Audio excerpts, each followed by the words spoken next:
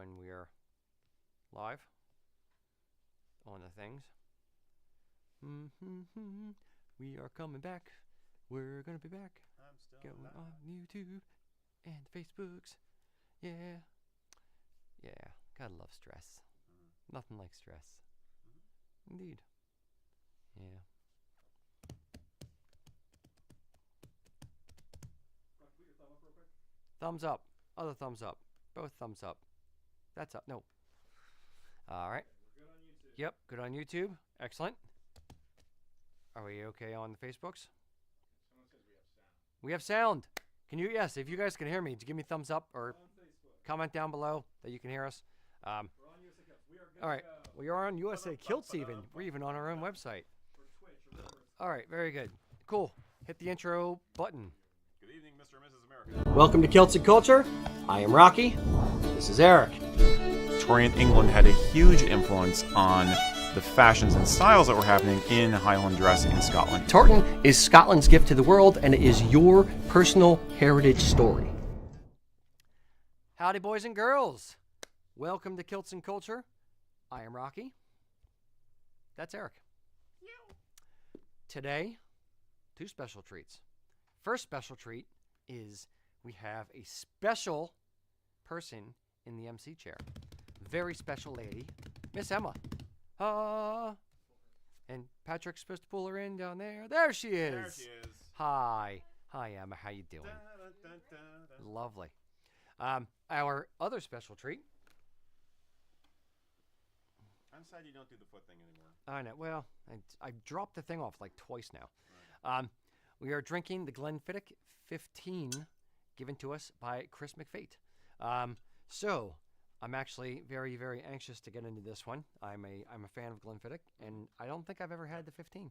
We haven't. Yes. We have the 12, I think. Yes. So Emma, while I'm pouring these out, why don't you tell us what to expect? Okay, Glenfiddich 15-year-old Solera Reserve single malt Scotch whiskey is created using a technique pioneered by our malt master, and its warm, spicy flavors are transformed with the alchemy of the Solera vat. Alchemy, even. Alchemy. Our Solera 15 is aged in European oak sherry casks and new oak casks. The whiskey is mellowed in our unique Solera vat, a large oak tun inspired by the sherry. Now this word looks like bodegas to me. Of Spain. Probably and is bodegas. Portugal. Never emptied and kept half full of whiskeys since 1998, which means this whiskey is a little bit older than I am. Interesting. Yeah. So let me grab my. Yeah. It's like a liquid crib sheet. Indeed, indeed. Make sure you kick all the electronics back there. Yep. All right. And while you are coming back to collect, what are you wearing today? I have on my Buchanan muted maxi kilt. Ooh, very nice. Yes. With salamander. Indeed. All right. Rocky, what are you wearing today? Oh, I'm so glad you asked. Hey, yeah. I am wearing the Nordic Heritage tartan, which you can't see behind this little desk thingy I right think there. we got the order mixed up Yeah. somehow. But And what are you wearing, my friend? I am wearing Scott Green Weathered. Beautiful tartan. It's funny because it doesn't look green at all, but, you know, that's what it is. That's what it's called. That's what the, it is. the name. This is my favorite woodland tartan, actually. This is one I like to wear out in the woods. Yes, indeed. Yep. Cool. All right. So, Emma, what can we expect on the nose? Nose, yes. An intriguingly complex aroma. Sweet heather honey and vanilla fudge combined with rich, dark fruits. I smell the fruits. Definitely getting the fruits. I don't know about this. I don't know about this fudge jazz. Hey, we're still having audio issues, by the way. Oh, sweet. And Eric, they're saying. And- I can hear you just fine. We're getting levels, though. Can you hear me now? Speak. Arf. Can you hear me? Yeah, you're producing levels, and I can hear you here. I am producing levels. That's what my doctor says. There's one thing I've said about Eric. He produces levels. I What? would be proud to be a leveler for all Yes. the history nerds out there who can't hear me. Why am I bothering with the jokes? Nobody can hear the word I'm saying. In the comments down below, guys, right now, real quick, if you can hear both Eric and I, type in the comments that you can hear us, because we had problems with the audio earlier. So I'm trying to see if you can hear us at all. Can you hear me? Yeah. So You do like the American tourist thing. It was like just talk louder and slower. Yeah. It's like, do you speak English? can they hear us at all? Is anyone commenting? Hear you. They They can hear you. can hear me. Okay. Oh, Sweet. They can't hear me at all. There must be some bleed. Matt, did you hit the mute button on Eric's while we went in for your intro? Nobody is muted. Okay. So, I'm pulling Discord up. Hold on. all right. Eric's Again. plug back in the cord. Eric, speak. Hello. Hi there. I am speaking for the sake of. Good. Hopefully, the levels are working. I can't really say because I'm not behind the board. Eric is softer. I am. Can you bump this at all? It's not a board thing. Yeah. I think it's Emma's aura is disrupting things. That's fair. Yeah. Yeah. Yes. You threw off the balance of testosterone in the room. Yeah. The balance of all men. Exactly. Main brat. Them pheromones.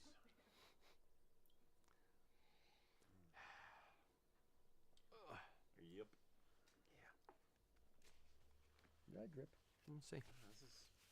This is a weird day. It's a weird show. Yeah. It's 20 minutes after 3 and we're still not functional. It's very unusual. So,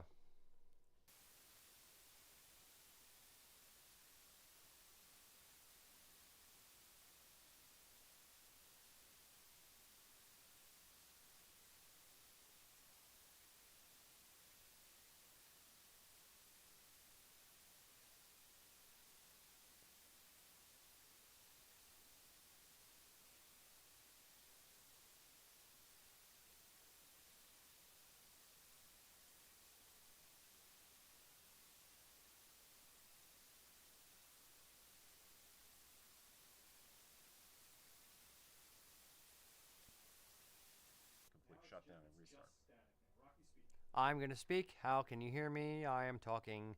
I'm curious if you can hear me. And I'm going to keep talking while he's looking at things over there. You still sound fine. I still sound fine. Do you still hear Is static? Now the question is going to be. Can you plug Eric's mic into a different channel? Just about to try that. Where's that cable? We have 16 channels on that freaking board. Just plug it in a different channel and see what happens. Sure. Bring that 3 up, Patrick. Only change one variable at a time. Okay. Eric, talk. Yeah. Can you hear Eric still? Bop, bop, bop, bop, bop, bop, bop. Eric, speak. Talking. I am talking. You can't hear Eric at all. Apparently not. Hear me. Is that channel muted? Eric, speak again. Speaking again. Per orders. CQ. Testing. 1, 2, 3. CQ. You want to plug it back into the second channel?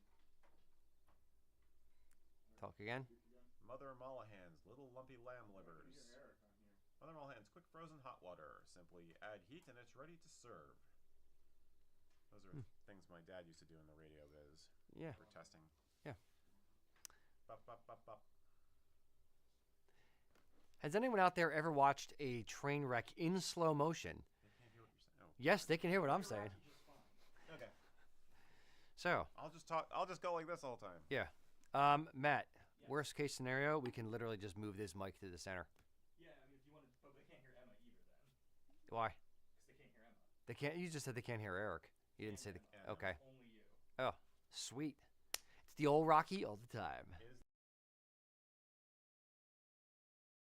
I don't think we have another one of these. that's the problem. Emma, can you speak? Hello? Can you hear me?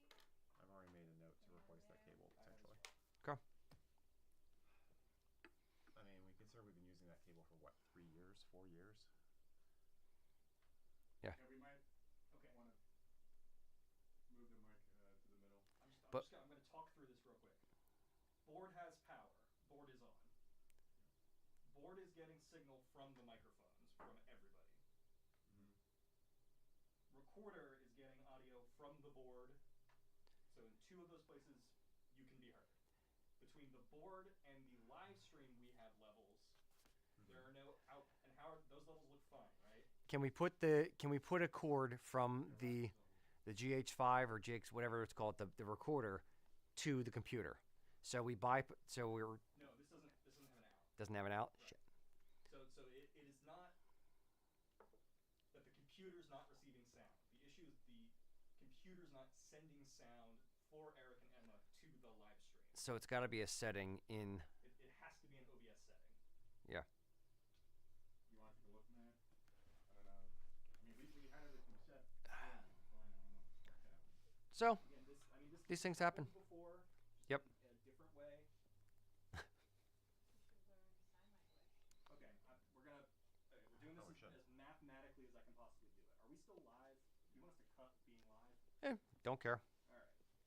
Rocky, please I'm gonna keep talking. Are you not count to entertained? 10 for me. I'm gonna count to 10. 1, 2, 3, 4, 5, 6, 7, 8, 9, 10. Eric, please count to 10. 1, 2, 3, Way 4, lower. 5, All right, Emma. 6. Please count to 10. 1, 2, 3, 4, 5, 6.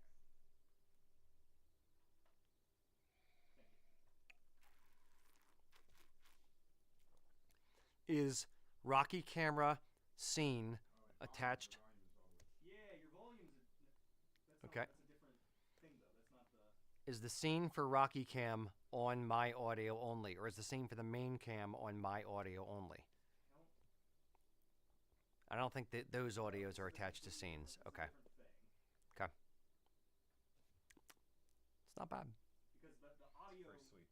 comes in as one thing. Like it's one from the board. Yeah.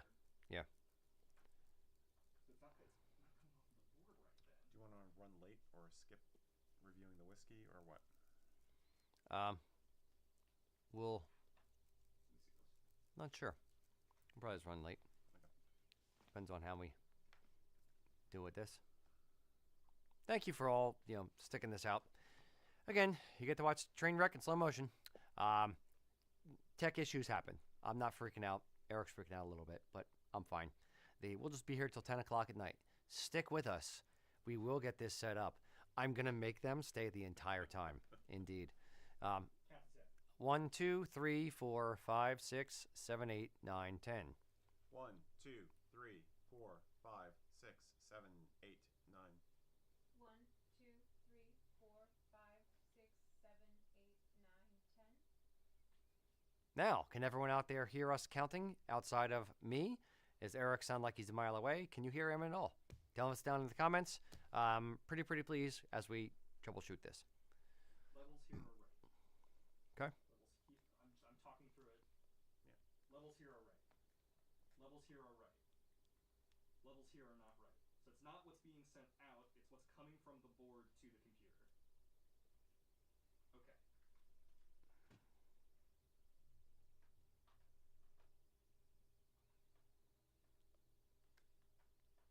Yep.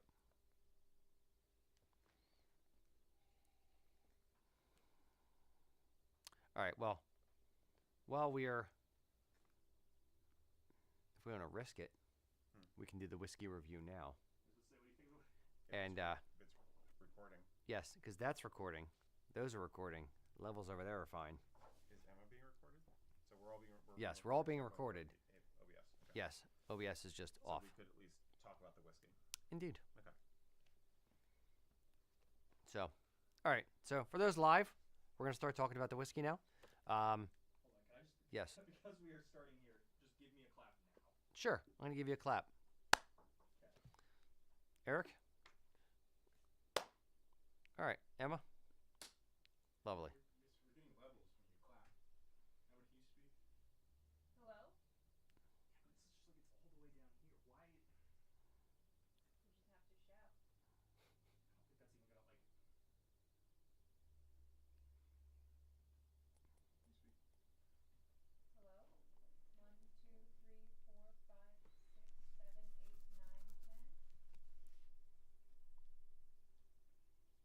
I'm pulling something.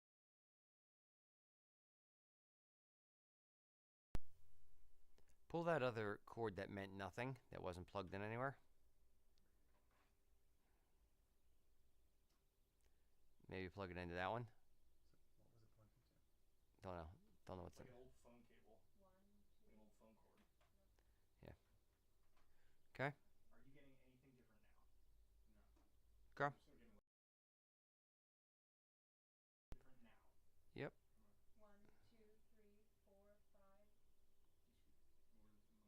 1, 2, 3, 4, 5, 6, 7, 8, 9, 10. You speak again. 1, 2, 3, 4, 5, 6, 7, 8, 9, 10. Okay, we're getting levels again from Emma. Rocky or Eric, can you speak? 1, 2, 3, 4, 5, 6, 7, 8. Okay, we're getting 9, levels from 10. you too. Okay, someone said yes. Emma, woo. Yes. Emma's on. Okay, Yes. I couldn't figure it out. Okay. I think it was the. Okay. I am in. Okay. All right, hold on. I am in the chat. Yeah. So let's just do it once while I'm listening. Our audio output. What happened? That's not right. What happened? Someone said better hear everyone. Everyone can hear probably me better than they can hear anybody it's else. super high on the soundboard here. It keeps going red.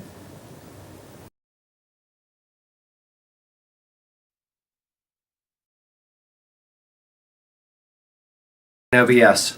One of the cameras are set Yeah, on. one of the cameras is on. It's Yep. Rocky's camera is active. Turn it off. Yep. That's what it is. All right. What do you mean turn it off? Like it says active for his audio output. Turn that off. We may have it figured out. We're getting there, guys. I promise. Do you want to kill the stream and start it again? Hold No. on.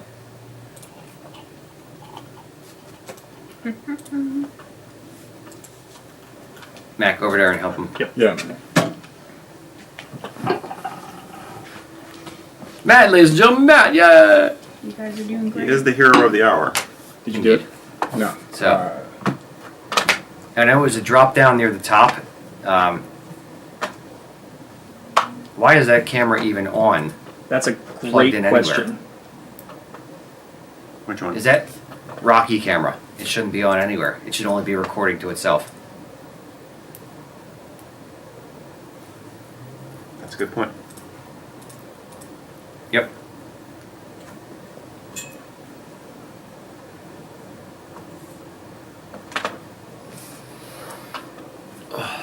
Speak, please. I'm going to talk. I'm talking normal volume. Let's see how that works. Eric, go ahead. Hey, I'm going to try talking now.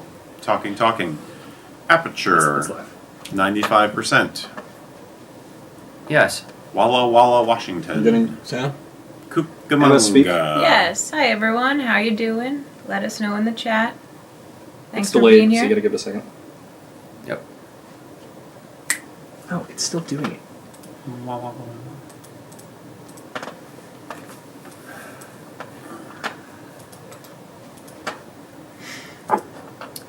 For the main scene and for the Emma inset scene, see if you can select audio sources. Right.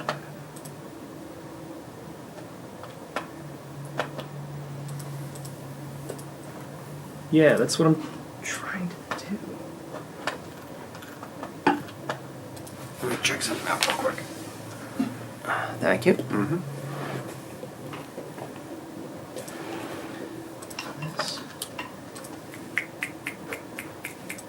Are you hearing that? Hmm? No, in the cans. There shouldn't be any output. Yeah, but how is it hearing the audio? Is it this camera has the audio? That's just film. I know, but there's that's what Rocky audio was. Eric, speak. Hi. I'm here to entertain you, hopefully, and maybe educate you.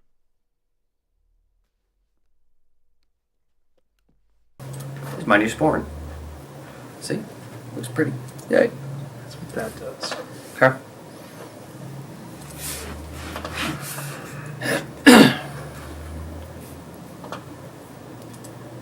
had it on Is- default.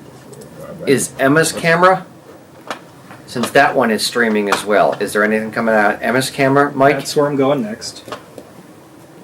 Yeah, it's already on. Yeah, but it's.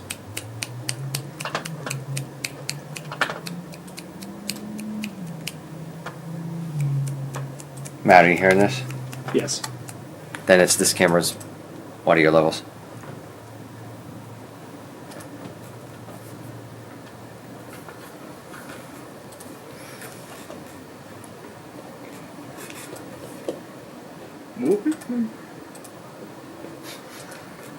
No signal. No sleep till darn Broadcast. Brooklyn. Foot on the pedal, never enforced middle. Each one hotter than a boiling kettle. I'm just gonna mime the entire show.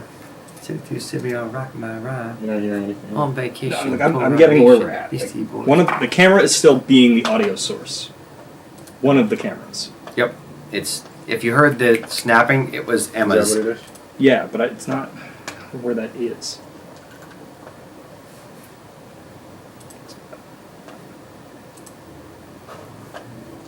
Bum bum bum bum bum bum. It's not, Bum, it's none of bum, these. bum, It's not that. It's not bum. that.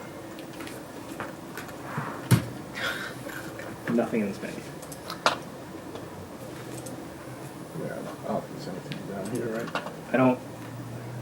Input capture, properties, default.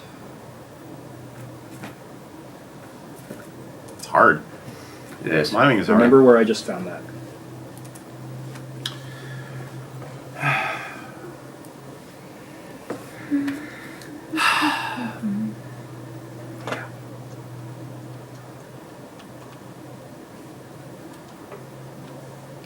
Can someone? I'll talk, and I'm talking. I'm talking today. And we're talking. Nope. Nope. No audio at all? Or What is it sounding like, Matt? It's.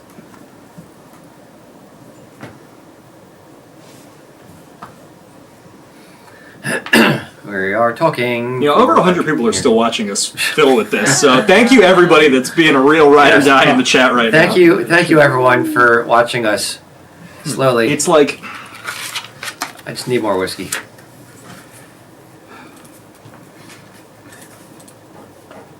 Do we figure out which camera it is? No. Let's figure that out first. Yes. It can't be either of the end cameras because they are not plugged in. Yeah, It's so- this one or this one so, are the two yeah, that are streaming. Nobody say anything. Patrick, I'm going to tap this camera. You're going to tell me if you hear it. It's going to take about 10 seconds.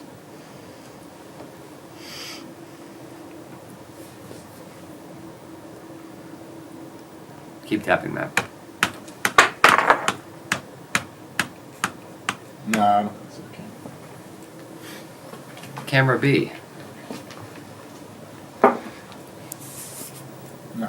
I'm going to tap this camera. And you're going to tell me if you hear it.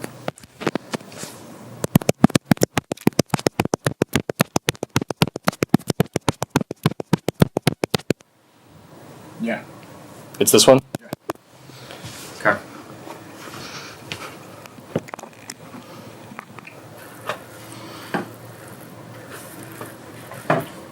Okay, so that means this. There's a set when this happened with Jamie one time. There's an audio source setting in OBS. But I think that was like neither of us were in the room that day. That was her and Adam. Yeah. And then it hasn't happened since then. Okay, so I know what camera it is now, so that's at least helpful.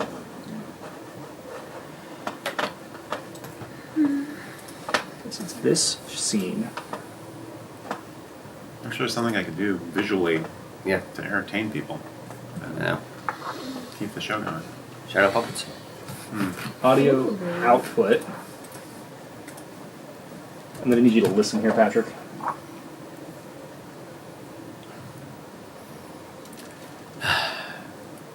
Guys, take a potty break. Go hit the head, grab your favorite drink, grab some Glenfiddich 15. We'll be back in a few minutes. Are you We're listening? still doing this. We're just waiting for. Can they hear me at Thanks. all? Try a couple things. Lead. They from can your hear you. microphone? They can hear us all just fine because the problem has changed now in that the audio is working from the wrong thing. Before it just wasn't working, and then we made it work, and then OBS went, actually, let's work it wrong.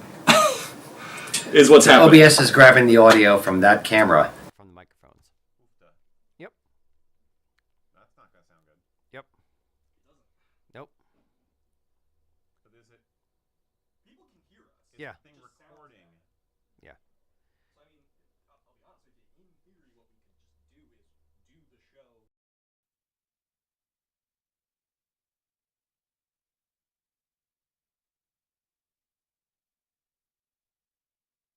If we're speaking up for that camera, you'll need to.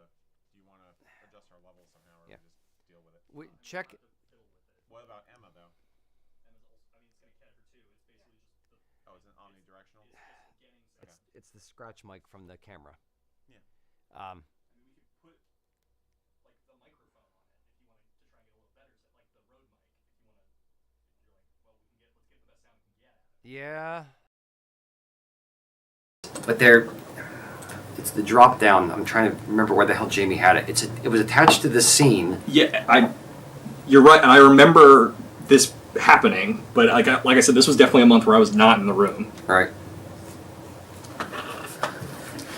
Let me just take a look. Like I don't even know. Like, truth be told, I don't even know if Adam would know where this is. He's not here. I know. Oh yeah. So it's also for the record. Is it this scene or is it this? Have you tried both? No, I don't believe so. Switch scenes. Yep. Eric, Yes. talk. It is. Look, I am speaking now. I am attempting to speak. These Testing. levels Testing. are still Speaking. crazy. Speaking. Wait, hold on. No, it's still the same. Still the same. Yeah. It's still the same. So it's not the scene. It's the input from the main cam that is the issue. Does that make sense? Sure. Are you not entertained? GH5. So we have GH5, GH5, GH4. So do we want to do it through the... Then we gotta get the Rode mic. Let's see if that'll... Because I don't want to, for the long term of it, I don't want to blow out all the mics by screaming the whole episode. Just Rodin. let me know how that sounds, Matt. Does that sound any better now that we have that? Is that powered mic? Do you have to Let's turn it see. And is there any batteries in that microphone that we have to worry about No. dying? No. Okay. I think that's How's that where the sound? Matt. Oh, he's waiting. I'm on a delay, so you have to. Yep. on? But that is a directional mic now. So have we lost Emma? No, it's not directional. It's moderately Looks like it's directional. supposed to be. Yeah. Can we turn it sideways? Because you'll hear you me. still better might than be you'll able to hear. hear her. You should be able to hear. Not with her behind the camera. Emma, speak, please. Hey everyone, I hope you're having a great day. Can you hear me? Am I audible? Give it a second.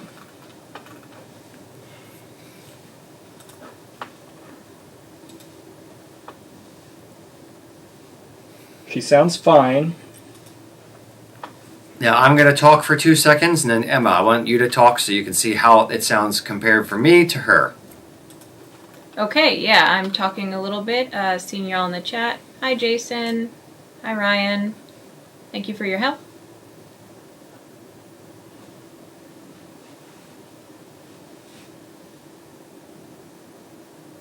That sounds fine. Okay, you can hear both of us at a Yep. reasonable level. I'm going to try one more thing real quick. To See Okay. if I can't fix it. Okay. Now we're jaggy. Or we just got jaggy for a sec. Beep up. Okay, I'm going to keep talking and see how Matt sounds. Or how Matt says I sound.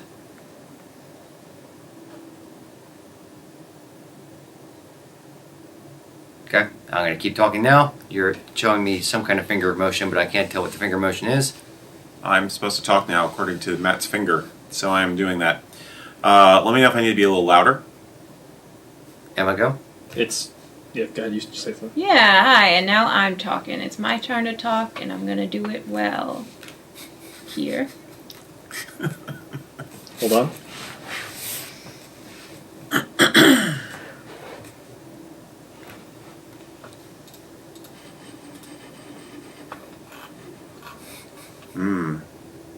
I hope you are all Swirling. entertained by how poorly this is going. I think they must. They are. How many are They're there? loving this, yeah. How many are in the chat there? 107 IT professionals are with us today. 107 IT professionals. Who wants to see a Star Trek ship? Ooh. 1, 2, 3, 4, 5, 6, 7, 8, 9, 10. Let's ask if they're actually listening. Matt's counting for some reason. So, He's got to get up to 107. We got some E's for the Star Trek ship. Okay. All right. I'll be right back. 1, 2, 3, 4, 5, 6, 7, 8, 9, 10. A little bit of show and tell.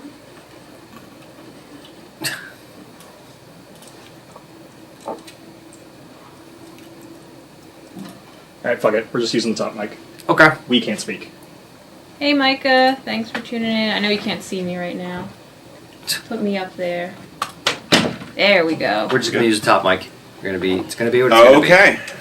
It's going to be what it's going to be. Here we go.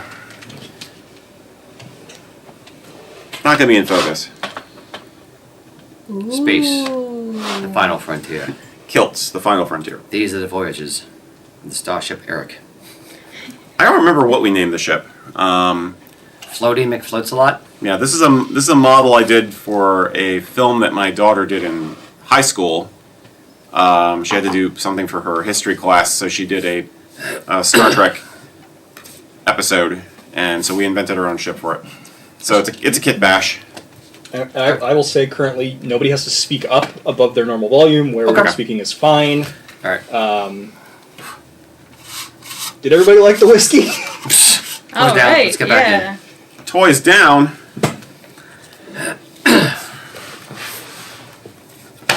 As if nothing happened. As if nothing happened. Nothing. That's all getting edited out because it's movie magic. This whiskey will really do a number on you folks. You'll kind of feel like you lost time. And you lost your hearing even. Yeah. All right. So on the nose, Emma, what do we have? Okay, so an intriguingly complex aroma, sweet heather honey and vanilla fudge combined with rich dark fruits. I get the fruits. I get a little bit of the vanilla, maybe. I kind of get the vanilla, but it's like vanilla to caramel. Yeah. It's in there, and it's in the middle there. You know what I mean? Okay. All right.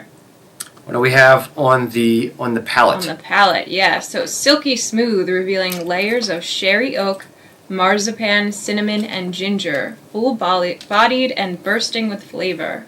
Oh, I got some up my nose. Oh, that burns. I feel like my mouth is bursting. It's like Starburst, but in whiskey form. Oh. Oh. I swallowed it and then like hiccuped or breathed or something, and it went up my nose, like up the back of the throat. Yeah. Professional. That's The Don't snort your whiskey, kids. Inside or outside. It's sweet, very mild. Tiny bit of pepper on the sides of my mouth. Yeah. Not. Is that just normal alcohol burn, or is that pepper? I think it's more alcohol burn, but.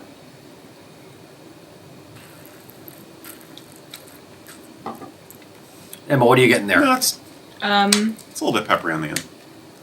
Yeah, that is alcohol for sure.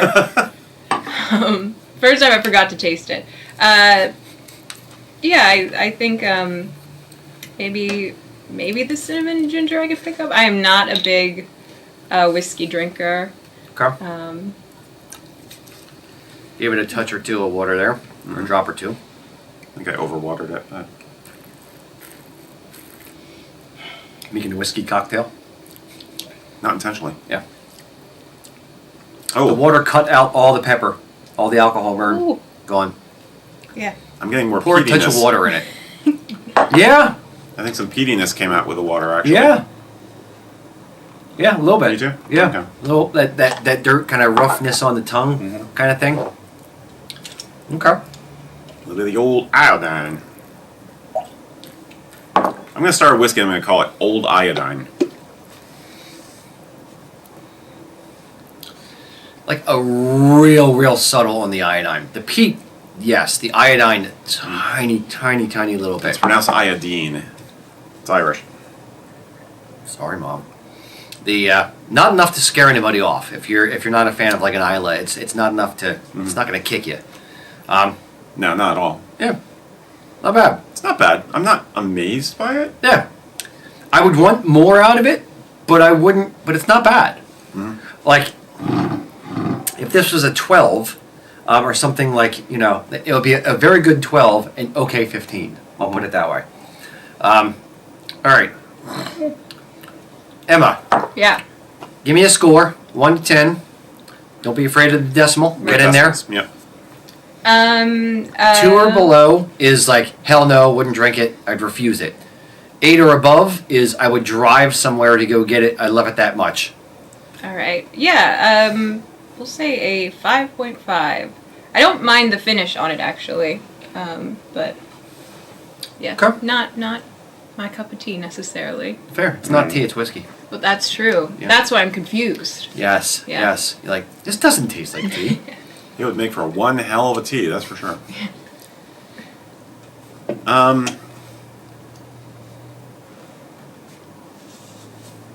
6.4. Okay. Okay. You gonna justify that or just leave it there? It'll probably grow on me in the course of the evening. I like it. It's not particularly stunning in any particular way, but I thought the nose was really good when we first poured. I thought the fruitiness of the nose definitely came through for me, and more of a the vanilla / caramel note is definitely there, which I like. So it's good. Okay. It's not knocking my socks off, but it's good. Okay. I'm gonna go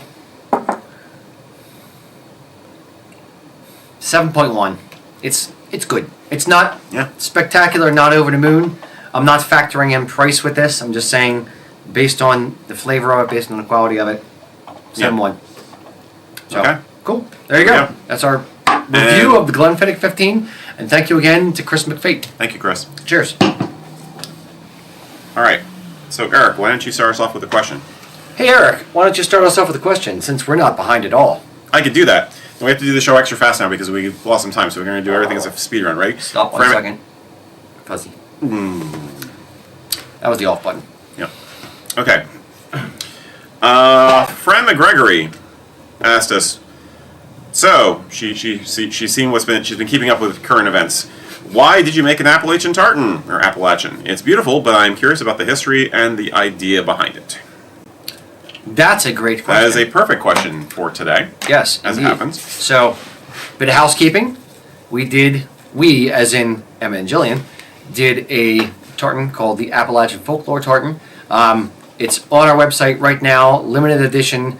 We're doing pre-orders now through end of November, I think it was. Yep. So, Emma, why don't you give us a little bit of your inspiration? What spoke to you? Yeah. So I've always been a lover of the Appalachian mountain range. It is. I'm a big fan of the nature and the culture. It's where my family vacationed every year. We'd go all the way down. Dollywood is a big draw for my family. We'd spend a lot of time there. So in talking with Jillian, I wanted to. Kind of bouncing ideas off of her about like creating a tartan that's really natural, some greens and browns, which you don't always see in a lot of tartans, in represented and kind of linking in the nature and the folklore of Appalachia. I'm a big Mothman person, so we wanted to draw in a little bit of that. And then she had this idea of like these 2 red eyes peeking out at you at the darkness. And I was like, that's amazing. Yeah. Why don't you help design the tartan? And she was fantastic about it. We wanted greens, we wanted browns, and she linked up with that. But the history of the region is really exciting to me, kind of digging into it during the design process. The Scots-Irish people that are really integral to Appalachian culture. And then even on the natural side, when we look at the natural history and how the Appalachian Range were once part of the Caledonian Range in Scotland, I thought that was a really neat connection. Geologically, it's almost the same. You're kind of walking in the traces of your ancestors, just separated through hundreds and hundreds of thousands of years. Millions of years. Yeah, millions. Millions of years. Yeah. But yeah, so I kind of mixed that all together, came up with this beautiful tartan. It's been Nice. exciting, yeah. Excellent. Yeah. So that's how it came to be. And then they showed it to me, and then they said, like, hey, here's the thing. And I was like, no, they didn't show it to me. You said, you got to go downstairs and look at this tartan. Like, they're designing a tartan down there. And I'm like, oh, wait, what? Nope. I went downstairs, and I was just like, damn, it's actually really, really good. We got to do something with this. So, yeah. Can we throw it up on Still Store Cambot? There Yes. we go. So Ooh. that is the Appalachian folklore Pretty. tartan. As per Jillian and Emma, tartan designers extraordinaire. Yes. Let me know what you think about it. I love hearing from you guys. And the email at sales@usakilts.com or on Facebook. Super Yeah. awesome. I have a friend who is a self-professed, very proud Appalachian hillbilly, and he thinks it's the frickin' bomb. Awesome. So he's trying to get his whole family to go in on it. So Oh, awesome. Yeah. That's what's Yeah. really been exciting is having people who are Appalachian reach out and feel so represented. And there was one comment where it was like, I live in the Appalachians right now and I'm looking out my window and the scenery is as beautiful as this tartan is. And I was like, wow, that's really sweet and exciting that it's doing its job. very cool. Yes. Very Yeah. cool. Yeah. Kinfolk even reached out, a band from the Appalachian region. Yep. So Yep. they were excited about it as well. Yep. If you guys don't know who Kinfolk is, go check out Kinfolk, Kinnfolk. 2 N's. Yep. Yep. Very, very, very talented musicians. But Yep. yeah, it seems to mean a lot to the people from the region, and that's really what we're trying to do. I'd say it's probably one of the most contemporary designs we've ever done, and yet it's very wearable. Yeah. You know, it's very mellow. So I think it's a good one. If I do say so ourselves. Yeah, it would make I'll put it this way, it would make contemporary insofar to my mind, it would make a good kilt or a good flannel shirt. Like it's got a good mass kind of appeal to it. So yeah, I'm excited for the great kilt orders that keep coming Yeah. in. It is a fantastic great kilt tartan. Yeah. So if you're thinking about getting a great kilt, check out our tartan. Yeah. Yeah. I love how you threw up your gang sign there too. That's right. Yeah, They do that in the Appalachians. indeed, Yeah. Appalachian gang signs, they abound. Yeah. Cool. All right, Emma, do we have anyone from the audience A question. who may have stuck with Yes. us through our technical difficulties? Yeah, boy. Yeah, we've got a few people who are sticking here. Got a question from Kat asking nerdy kilt accessories. I mean, some for more patches, battle kilt, that kind of thing. Pins, Nerdy kilt Accessories. accessories. Battle Nerdy. kilt. battle kilt. Battle kilt. Battle kilt. I remember Isn't that what phrase He-Man rode on? Battle kilt? from Cringer, my fearsome friend. Yes. Battle kilt. There was a myth we dispelled about the battle kilt years ago, Yeah. I think, that there was such a thing as a battle kilt. But I'm not sure what they mean by nerdy. I mean, they're hoping for ways to do the nerd, like ways to dress up a kilt for a con, maybe. Does that make sense? Potentially, yeah. I was Okay. thinking maybe along the lines, I know downstairs everyone has their own little kilt pins that may not Yeah. be traditional that they put in there. I think that's the key answer, is that basically a kilt, your tartan can mean a whole lot of different things to you, or it can just be that you like the color. As we've said many times, if you're going to add personality to an outfit, we often say the best way to start is with the Kilt pin. kilt pin. So, as Emma pointed out, we have a lot of people who will use a kilt pin or something as a kilt pin in order to express some fandom or something. I've seen, enamel pins from an anime series. I've seen Jillian has a really cool Star Trek Mirror Universe Earth Empire pin. I've occasionally worn a Klingon pin.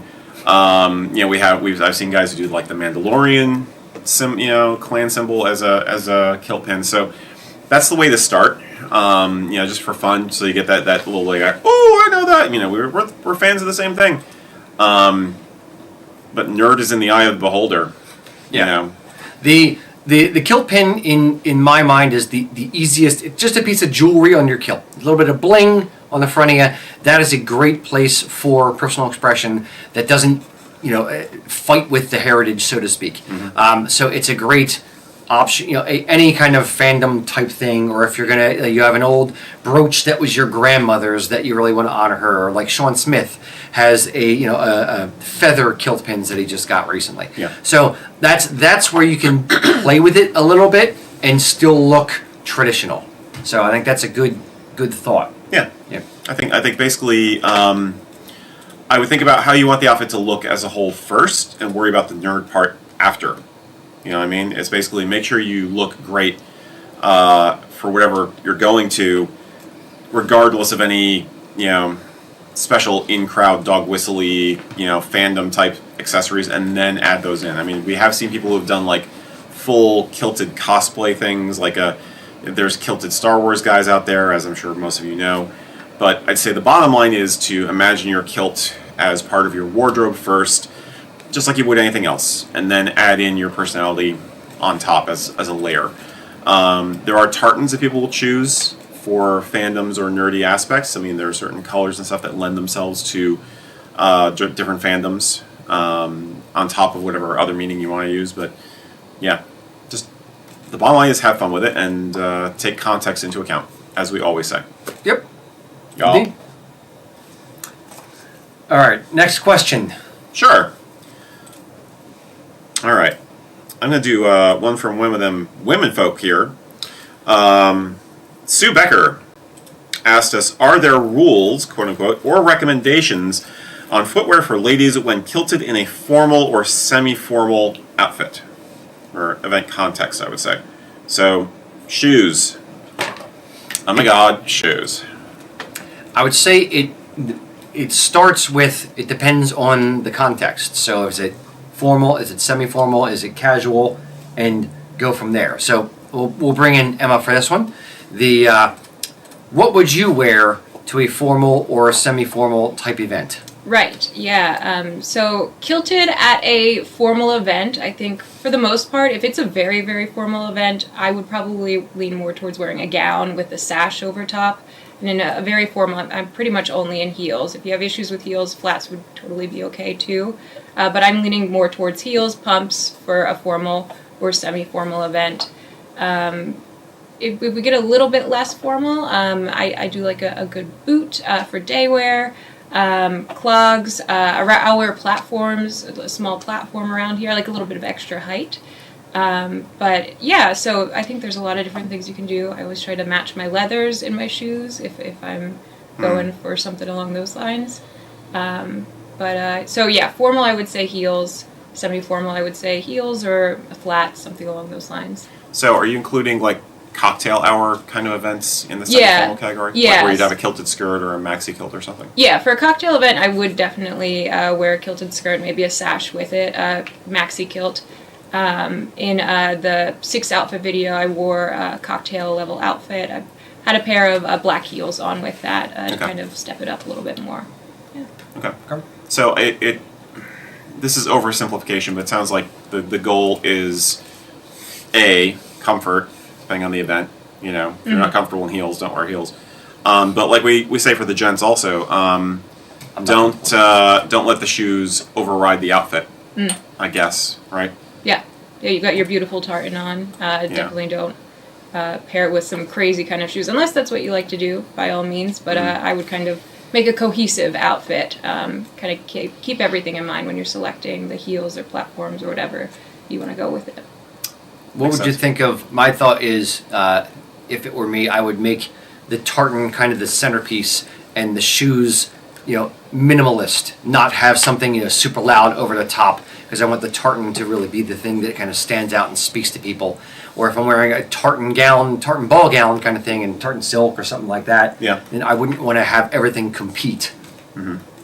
Yeah, no, I would agree with that. I think I'd probably lean a little bit more towards a black heel or a white beige heel, or if you like color a lot, maybe try and find a heel that pulls out a color in your tartan, so it's not like these crazy colored shoes that you have on that are taking away with it. But yeah, you've got a beautiful kind of standout outfit. Don't let the shoes take away from the whole effect of it. Yeah. That's a good point, because we're always telling guys to have the flashes or your necktie kind of pick up a color that's one of the colors in the tartan. So Yeah. you could theoretically do matching shoes that tone well Yeah. with an accent color or a chosen color in the tartan. Yeah, I would think Yeah. so. In women's shoes, I think you have a little bit more color variation. There's a little bit more going on there, so that's more of an option. It's not just the charcoal black, brown leather that you get with men. So if you can find it, keep it in mind when you're out shopping. Know that you have this event that you're coming up. You want to wear your tartan sash with your ball gown or something along those lines. You want to tie it together. So yeah. And that reminds me of a shopping tip also that we, I'm not sure about other manufacturers, but we always send scrap fabric from a kilt, if it's a wool kilt, to the customer for reference or If there's for, anything or for left, projects. yeah. So if there's anything left. So taking a swatch of fabric of the kilt with you when you go shopping for the accessories, this might be another instance where that makes a lot of sense. You can actually see, these are beautiful red shoes, but is it the right red? Yeah, that makes sense. Yeah, I definitely do that when I go thrifting. I have little swatches that I keep in my pocket, actually. Really? Yeah, Okay. yeah, I do it. I practice it. Because after spending so much money on clothes that I get home and I try on with my kilt, and I'm like, oh, man. It's not quite the right color. Gotcha. Yep. Yeah. Yep. Gotcha. So it's worth it for me. Agreed. Okay. Cool. Hope that helps. Nice. All right, Emma, who else do we have on the Alrighty. interwebs out there? Yeah, let's see here. So from Wyatt Harper, I've never received any traditions growing up, but now I'm trying to start traditions that link to my Scottish heritage. Do you have any suggestions? Start traditions. Like activities or... the I can think of a couple of ways to think about this, but you go ahead. Yeah. If you're, let's assume he's starting a family, or it's, when you start a family, you start thinking about your mortality, you start thinking about passing things on, you start thinking about all that kind of stuff. So I would say find your tribe. Kind of start there. So either find a clan society, or find a Highland Games, or find like-minded people who want to go out and wear kilts, and start with that. It'll having a communal effort, a community to kind of call upon, or to join up with, or to celebrate with, is a great way to start a tradition. So if you're you're in an area where there's a Highland Games every single summer on the third weekend of September, then great. Start going there every single year. Make it a tradition. Make it a plan to go there every year. Try to talk to people while you're there. Meet other people who have similar interests to you, and then you get to meet up with them every year. So that's kind of where I would go with it to start. Yeah, I would say that whether it's there's two different levels to think about this, maybe even three. One would be as an individual, expressing yourself in your style, or things that you expose yourself to, like what you read, what kind of music you listen to, what kind of research you do for whatever cultural stuff. Hobbies you get into, like in my case, I know a lot of people who, because of the Nordic thing, get into brewing mead. So there's an individual. Yeah.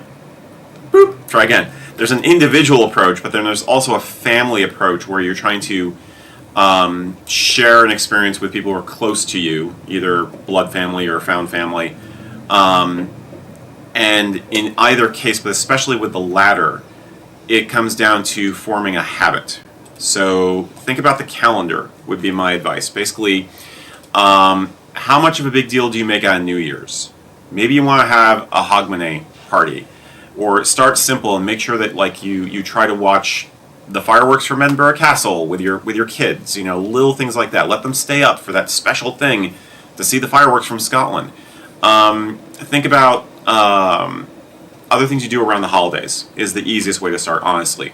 That you can incorporate into them. Do Burns Night. Start introducing foods to your family that they might want to try. You know, make neeps and tatties. You know, try getting some haggis for a special occasion. Hell, have haggis with your turkey for Thanksgiving. Breakfast haggises. Yeah, find bedtime stories. But the trick is to make it consistent, because you're not going to form a lasting impression with especially younger people if it's not something that they can look forward to. When my family got into heathenry, there were a lot of things that we did that were the European twists on what people normally do for Christmas, that we incorporated in order to give the kids a sense of making this occasion their own, and it being a really important part of who they are and where they come from. And I can say now, it worked. I mean, my daughter has fond memories, and she's like 20 now, of doing things when she was 6 that really stuck with her. I have a friend who is Swedish, and they do the St. Lucia thing every year. Nobody around them does it, but they go to the St. Lucia service, and his daughter actually does the crown and everything, and does that tradition. So find things that they can incorporate on a regular calendrical basis so that you remember to do it, and then it'll work. And it's really about forming habits. I'm rambling, but the bottom line is it's about forming a habit if you want it to really stick. Yeah, and also to make sure it sticks, to make sure you form the habit, get them involved in the process, not just the end result. Absolutely. Don't host a Burns dinner and do all the stuff yourself and then have them come to the Burns dinner, or sit down for dinner and here's your food. It's make them allow them the opportunity, speaking as a father, to help prepare the haggis, or to help bring out the whiskey, or to bring out the whatever. Like, don't drink the whiskey necessarily, it depends on how old they are. But pipe in the haggis, let them carry it into the room. Sure. Let them prepare the neeps and tatties with you. Let them do the stuff with you, so that it's not just the end result that they're enjoying. They're going to remember the whole process. Yeah. And that way, in the next year, it's like, oh, they're going to bug you to do it, and you're going to bug them to do it. It's kind of like going to the gym. If you are accountable to going to a gym with your friend, then you will go to the gym more often than if you have to go by yourself. Yeah. So hold yourself accountable and hold them accountable in the same way that they can hold you accountable. Cultural accountability. I think that's exactly it. I mean, and again, on a non-familial parental basis, like maybe you host a whiskey tasting once a month. Yeah. Something as simple as that. And if you have other guys that or girls that that drink whiskeys, great. Once a month, everybody goes out and buys a bottle, or two people. Maybe it's like 6 of them is too much, but maybe one guy or 2 people buy a bottle, and you try the different ones, and then you hang out and insert X activity here, but it's the drinking of the whiskey, it's the hanging out, it's sitting around the fire, it's telling old stories, old war stories, whatever. That's the thing, but the whiskey is the vehicle to get there, and that becomes part of the tradition. Is okay, this month we're gonna try this month we're gonna try that. Yeah, I think that's it. It's just like, try and find something that you can do as a routine, whether it's for yourself or for a group, and I think you'll have a great time. It's a really good thought. I never thought about it that way. So, agreed. Yeah. Cool. Thank you. Cheers. I like that. Yeah, I do too. We have to do more of that stuff.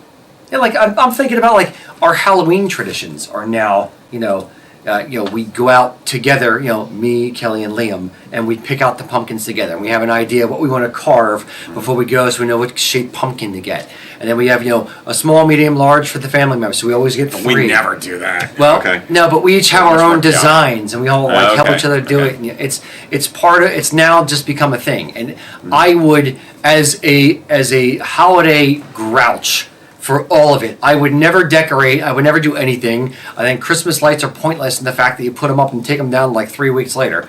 I would never. I am such an old curmudgeon in doing that because I'm lazy.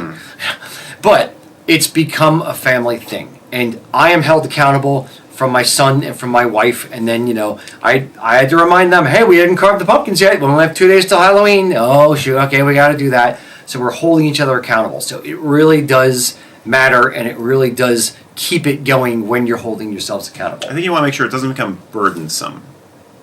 That'd be the only caveat, is making sure that it doesn't. It's like, I hate doing this, and then you don't find out until like they're 20 years. Like, Dad, we always hated that. We always hated cutting our own tree for Christmas. We really hated it, But and the key to that is just don't set the bar too high. Exactly. You're not going to have a 7-course haggis meal that you have to prepare for a week in advance every single January 25th. Yeah. It's, you set the bar low for, there's a couple little things that you do, and that's an easy way to carry it through. Yeah, stress will kill a tradition or a love of heritage pretty quick. I just thought of another one. You could keep a book of Burns poems or something, and just make a promise yourself to read one a night for a while, or one a week. Or if you're a church going person, you can find some of your own old passages and stuff from the Scottish theologians and stuff like that, and actually do something that's kind of spiritual as well as heritage related on a regular weekly basis. There's a lot of ways you could do it. Yeah. If you are disciplined. Gotta stick with it. Indeed. All right, sorry. No, cool. We were almost off, and then I brought us back I really like that question. I thought that was really cool. Yeah. All right, I'm going to bring down the mood, though. All right.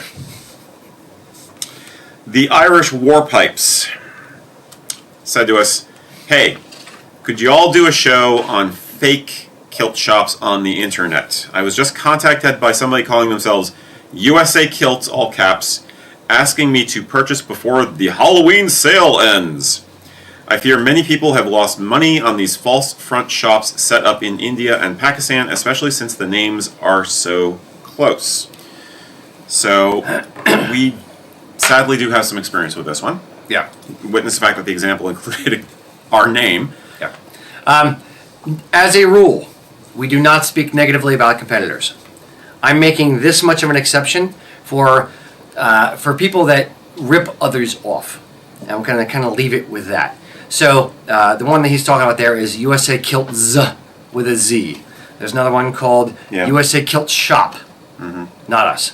I remember way back when we first started back in 2003, 2004. I remember getting emails from Pakistani companies, and there was one called Joffrey Kilts, who was essentially just using the name of Joffrey Tailors over in Scotland, for their own.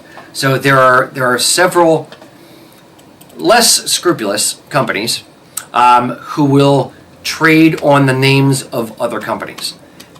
So morals in Highlandware, there's image theft is rampant. It happens. It's not great, but it happens. IP theft. There's name theft where people use another company's name. Ultimately, I make a personal plea to everyone out there. And this is not just saying a blanket statement, all companies in Pakistan are bad. I'm not saying that. What I'm saying is companies and individuals who rip off other hardworking companies, other shops, other, who think that, it's just quick, just make a buck. Those are the ones, here's my plea. Don't shop with them. You don't have to shop with us. I'm not saying that. What I'm saying is don't shop with scumbags and thieves. So, when you're out there, vet the company. Look around a little bit. If you don't know, go to different kilt groups on Facebook or different kilt communities and ask them, hey, I saw this company. Is this company associated with that company? Or, this image looks a lot like that guy's image. Or has everyone bought from this company before? Mm-hmm. What was your experience? Do some research to see what other people have experienced out there with these companies and find reputable companies. Again, it doesn't have to be us. This isn't the point. The point is don't buy from shysters, liars, thieves, scumbags who utilize, I'm being harsh, but I don't care, people who are trading on other companies' names and using other companies' images as their own. Because if they're not proud enough to build their own name or take pictures of their own products, what do you think you're going to get? Yeah. I'm going to guess it's not going to be spectacular. Yeah. That's a good way. Good point. Yeah. You kind of stole my thunder a little bit with the one thing I was going to contribute is I always recommend, I do this all the time, I vet companies with people I know.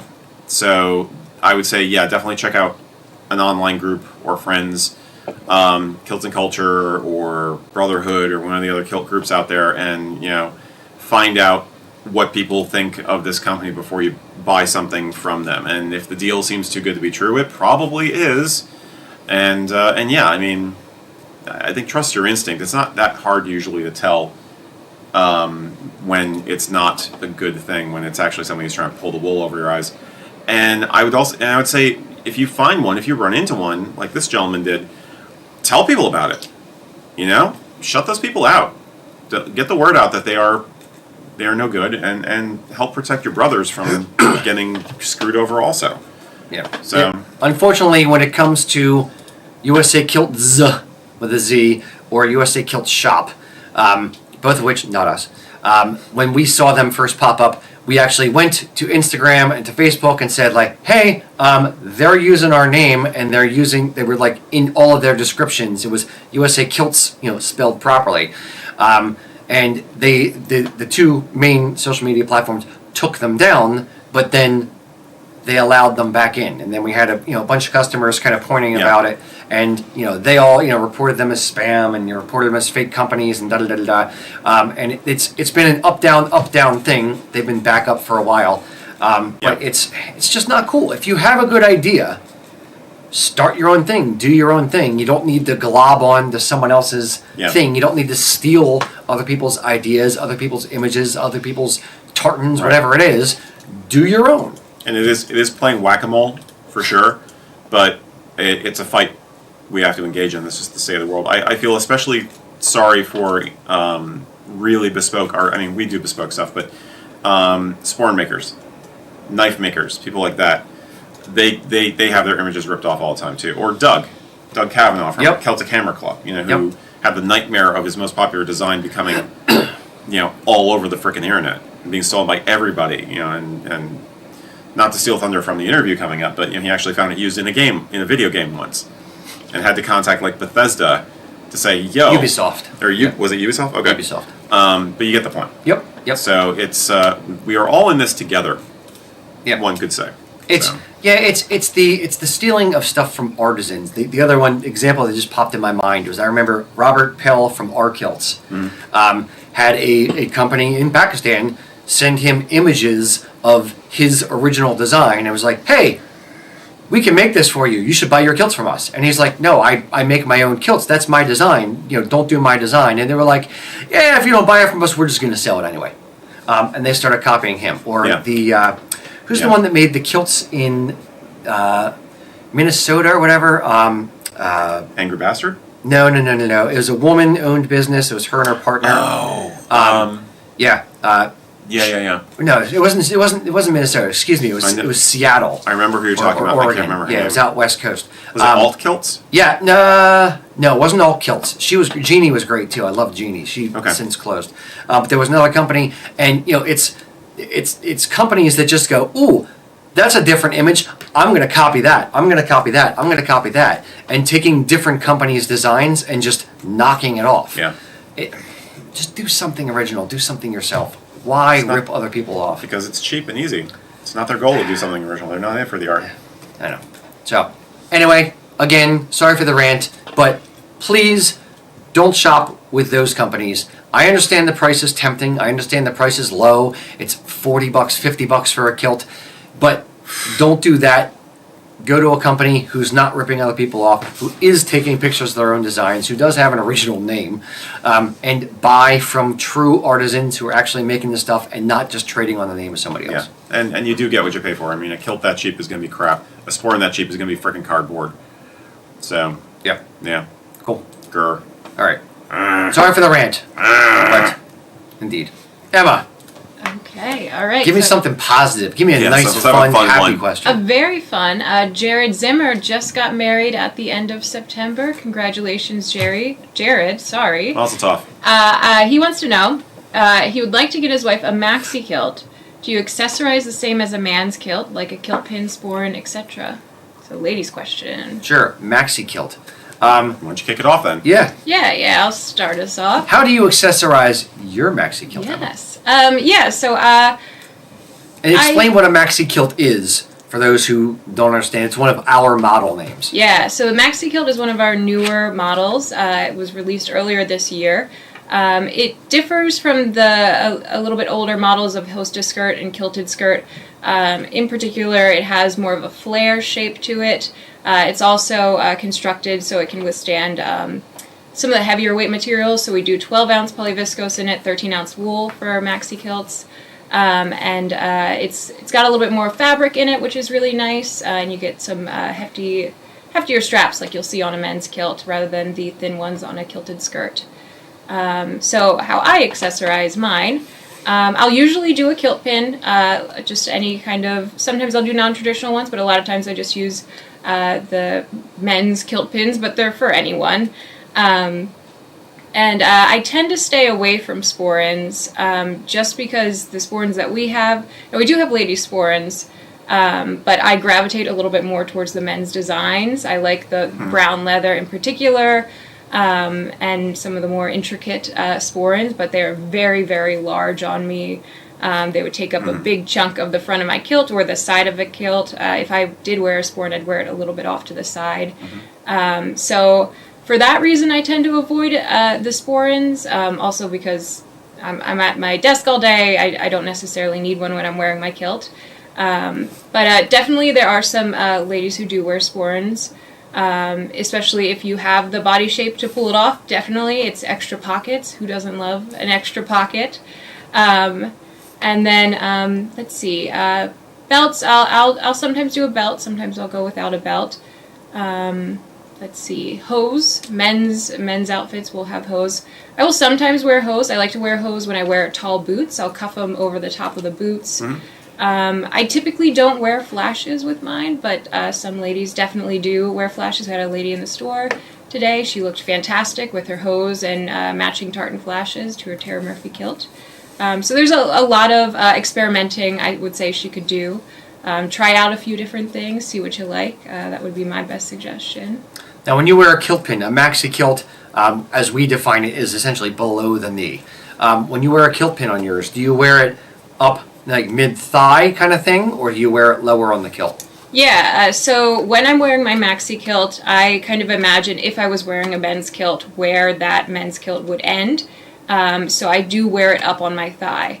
If I wore it like all the way down at the bottom of the kilt, it's so low that I would be kicking it all day while I'm walking around. That gets super annoying. So it's not moving as much when it's on the thigh and kind of stationary there. So that's usually where I put mine. And what kind of top would you usually wear with it? Yeah, so you can wear all different types of tops. I'll wear a t-shirt sometimes. I like a button-up, a blouse I'll do a lot. Sweaters I'm big into as well. I like to layer a lot with my kilts, so I'll do like a tank top and then an overshirt just to get some more color going and coordinate a little bit more.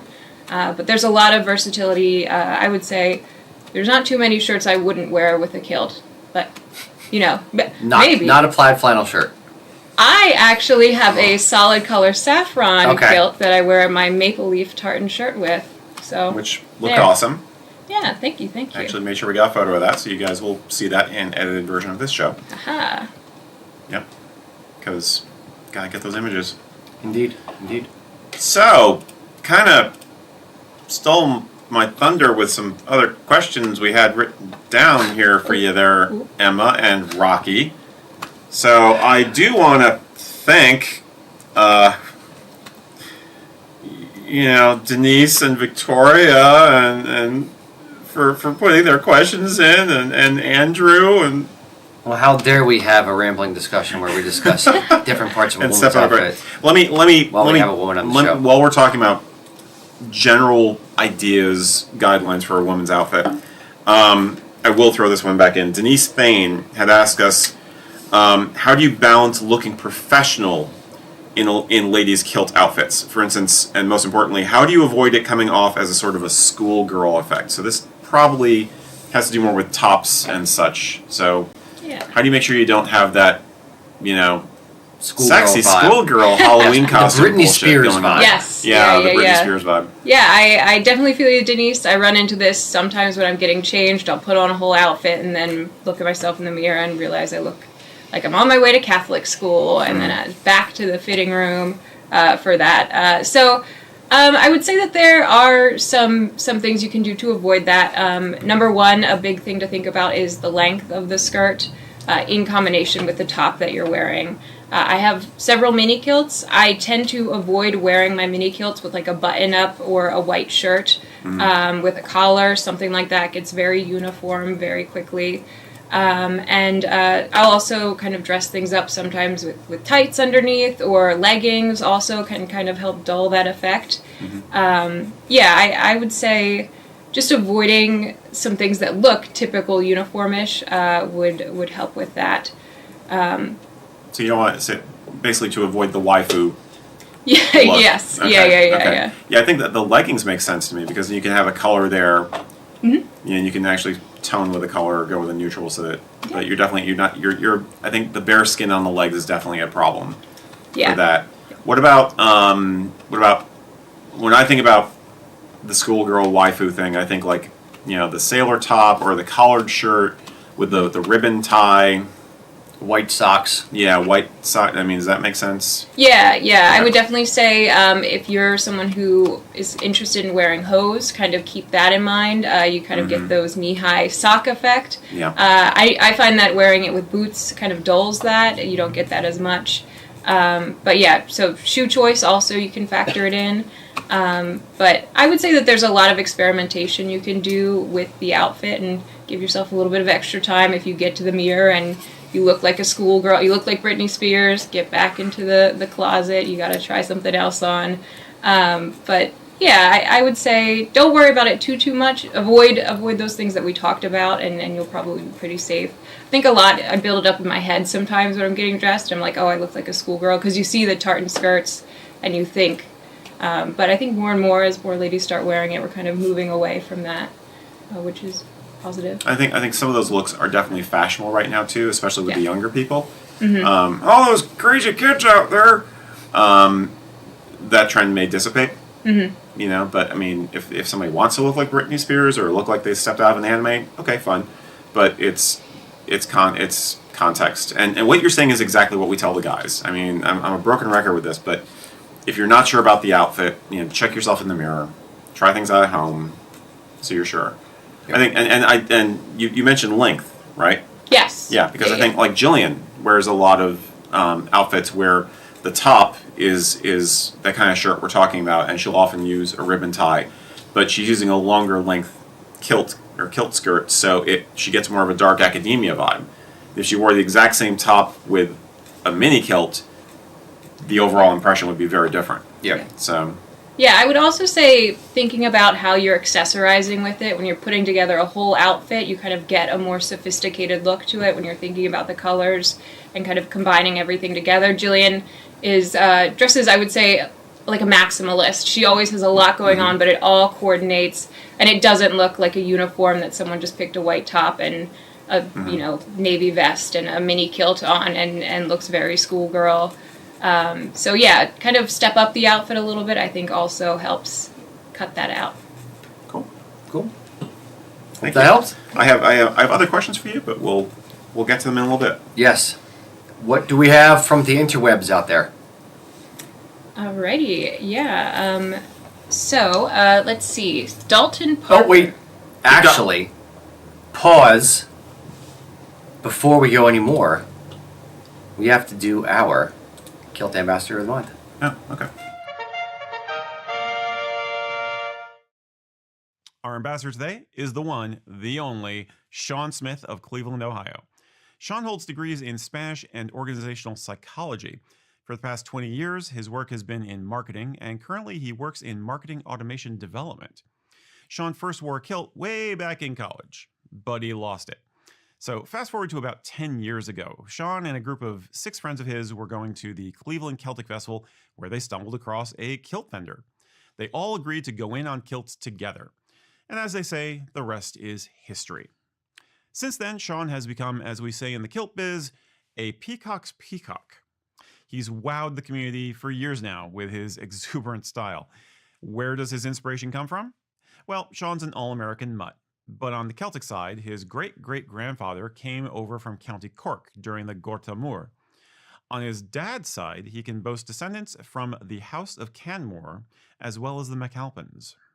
Sean and his sister are the last of their immediate family line. Having no children, Sean has focused a great deal of attention on researching his heritage, which he says has been mostly forgotten in his family. His goal is to collect as many stories as possible to pass along to other branches of his family. And this led Sean to a really cool personal project, the creation of a personal family tartan. As he puts it, I named it in memory of trees. The colors represent the various nations and faiths that shaped our family's migrations. The design leads your eye from darkness into an intensely bright single stripe. My idea was to represent how even though the family line is ending with us, the family legacy will carry on through other branches. Sean's creative expression extends to accessories too. May we present for your viewing pleasure, the peacock sporran. Not gonna lie, this is a bit intense even for me, but the concept is epic. The base is a hunting sporran. Each leaf is then etched with a different heraldic animal related to Sean's ancestors, many of whom came from noble families, as it happens. And the feathers? Well, that's sort of an inside joke between Sean and some of his serial kilter friends who he's nicknamed his Pretty Peacock family. So the sporran basically represents Sean's past family as well as his current found family. He says, Highland Dress provides a vehicle to share experiences and stories with so many other people across the globe. On a personal level, kilts remind me of my family's history and the responsibility to pass that on. Kilting is an incredible fashion statement. Who doesn't like looking like a Highland superhero? Sean is a true bon vivant and one of the prime movers of the Kilted Rabble-Rousers. In case you don't know, that's a friend group who basically met first on Kilts and Culture, our Facebook group. They organize regular meetups at pubs, festivals, and places of historic interest in their region. As Sean puts it, kilt wearing is best as a shared experience. So hey, if that sounds fun to you, Sean and the other Rousers want you to know that you can do the same. Just connect with other kilted gents on the KNC group and find a place to go. Hosting a Rouser meetup is also a great way for you to help kilt newbies in your area build confidence. Thanks for all the inspiration, Sean. Here's to Sean. Thank Sean. You bastard. Sean's a great guy. He's a sexy beast. He's That's from what he is. Ohio, and he's come out here multiple times. I love hanging out with him when he comes out. Mm-hmm. He's always an interesting conversation. Mm-hmm. Yeah. Yeah, it's like I said in the video. I mean, some of the stuff he does is, for me, really over the top. But he pulls it off. You know, he makes it work for him, and he's got heart and soul behind it, which I think is cool. I mean, that's kind of the goal for everybody. Yeah. So I do think that just to reiterate, I do think the rabble-rouser thing is important because I was just downstairs in the store earlier this afternoon, and there was a guy in there who came out to visit us in person from like the Williamsport area, which for those who don't know is a very rural part of Pennsylvania. And he said, yeah, I just don't have a lot of occasions where I can really wear a kilt because, you know, it's a very conservative area and sometimes you get flack, you know, and it's like the police and the fire departments both love it. They're both into the kilts. They think it's awesome. But a lot of other people are just going, what are you doing?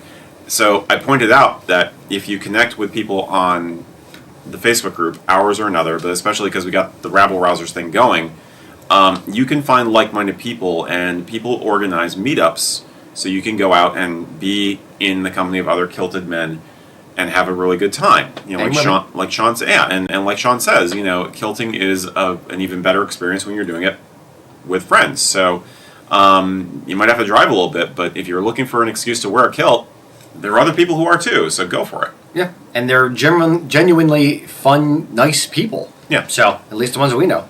At least all of you out there. Yes, indeed. Yeah, so no, it's go find other guys in kilts. Yeah. If Sean Smith's among them, I'm sorry. No, Sean, it's fun time. Wear your sunglasses. Exactly. You might get blinded otherwise. No, go out, have fun. Cheers. Yep. Yay. Inspiration's cool. Alright, so is it my turn or Emma's turn? That was Emma. I cut her off. Okay. Go Emma. Hey. Go Emma. Thank you. Yes. All right, so Dalton Parker on YouTube asked, for a first kilt, would you recommend a casual or a 5-yard? I've never worn a kilt, and I have wanted to for years, but I don't know where to start. So for people who don't know where to start in kilting. Sure. You have to spend $1,000. Millions. Mortgage your house. The advice I give to everybody in the store, generally speaking, is buy the best kilt you can afford. So you're not going to regret buying the better quality thing, but if you only, if you have a budget, figure out what your budget is and walk in there and say, okay, here's what I can spend on the outfit, or here's what I can spend on the kilt. Kind of start there. In a 5-yard wool kilt, you have wool options, so you have a lot more options than you do in just PV. Correct. Thousands of options. But I would say, kind of that's one thought process that I would put in people's heads is start there.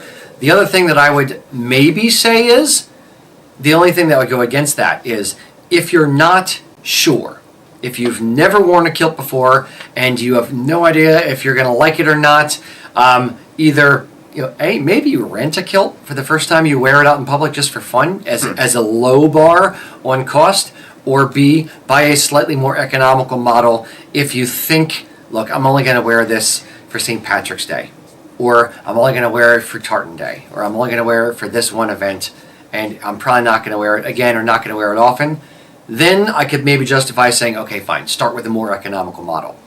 If you think I've always wanted to wear this, I've never had the guts, and I'm screwing up the courage to do it, and I'm going to do it, then, and especially if your significant other is supportive of you doing it, then I would say you're a little safer spending a little bit more money. If you're just kind of like, I don't know, I'll try it once and see what happens, then maybe go a little bit more budget friendly. Mm-hmm. Yeah. Thoughts? No, basically, yeah. I think you summed it up very well, sir. Thank you. Well done. Indeed. Kudos. Yes. Yeah, I mean, context is as always important. So if you're looking for a kilt that you want to beat up, like you're going to wear it to mud wrestling at the Ren Fair, I don't know, you're going to go wrangle some horses or something like that. For all the historical mud wrestling yeah, events that they host at Ren Fairs. Or if you want, well, I don't know, they're not historical. Or, you want it for hiking or something, then you get the casual kilt. If you want it to be all-purpose and easy to dress up as well as easy to dress down, then the wool kilt will serve you better. It is easier and acceptable for even almost the highest of formal occasions, if it's a wool kilt. So that'd be something to take into account. But yeah, if you want it for very casual and you want to be very cautious, then there's nothing wrong with doing a casual kilt. So insert Rocky's advice here.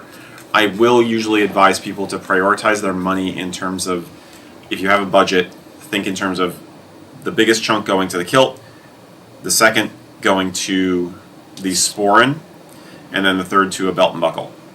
Okay? You can fudge around with that a little bit. I mean, there are economical sporrans, and if you really love a belt buckle and you really have to have that belt buckle, then fine. But the sporran is the single most important accessory, hands down. You don't technically have to wear a belt with a kilt. You can wear something over it so you're not showing off, naked midriff.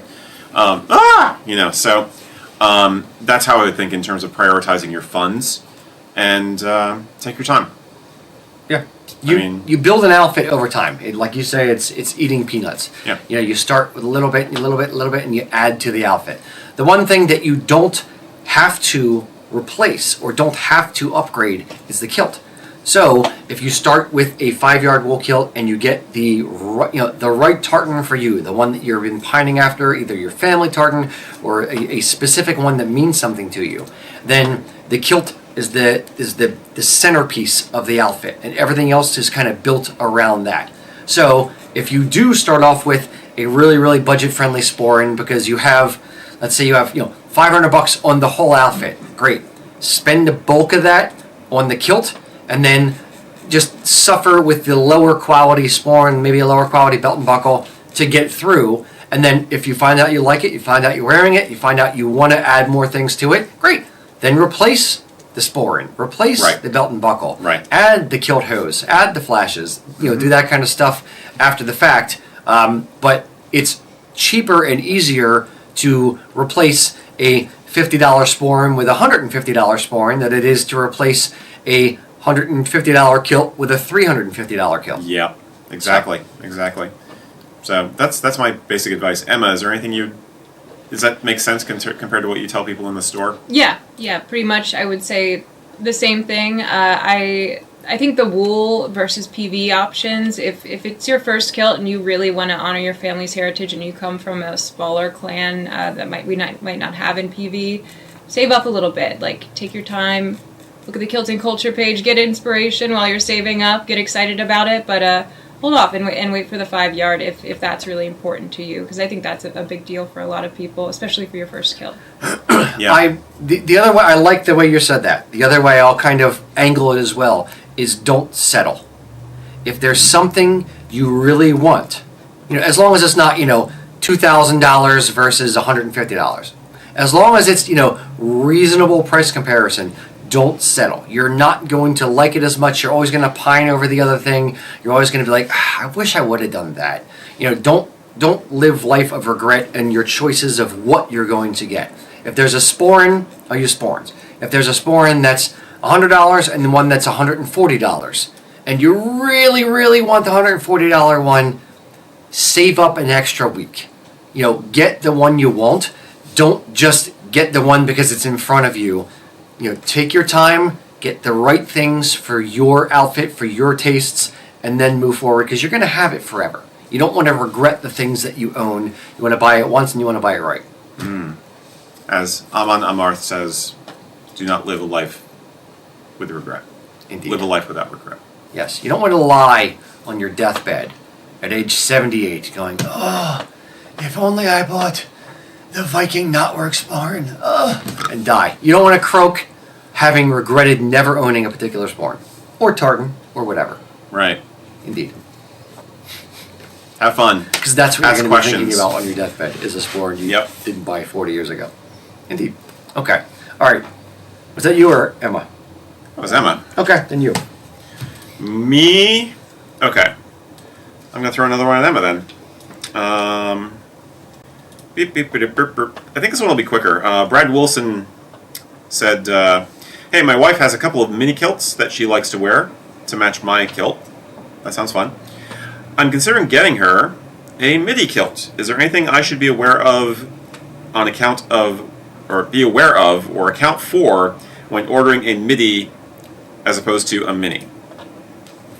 I mean, this is product centric, but it is important because we're getting a lot of inquiries about this. Yeah, a lot of women are asking about products, And- and have asked about products. in So our little world, at least. I'll start by kind of defining it a little bit. We're using our terminology. So mini, as we define it, is essentially above the knee, a little bit shorter.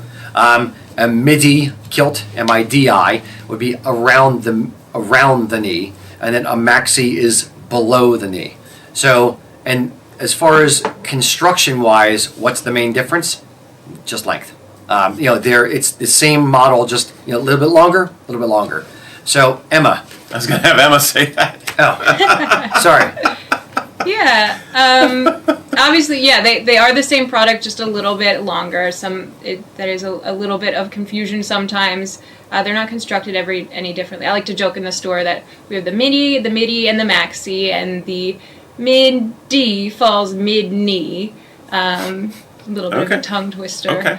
But yeah, I would just say when we're talking a midi kilt, for most people they're falling around mid-knee. It can go a little bit above the knee for some women, a little bit below depending on how tall you are. So take some time when you're measuring for yourself for that length.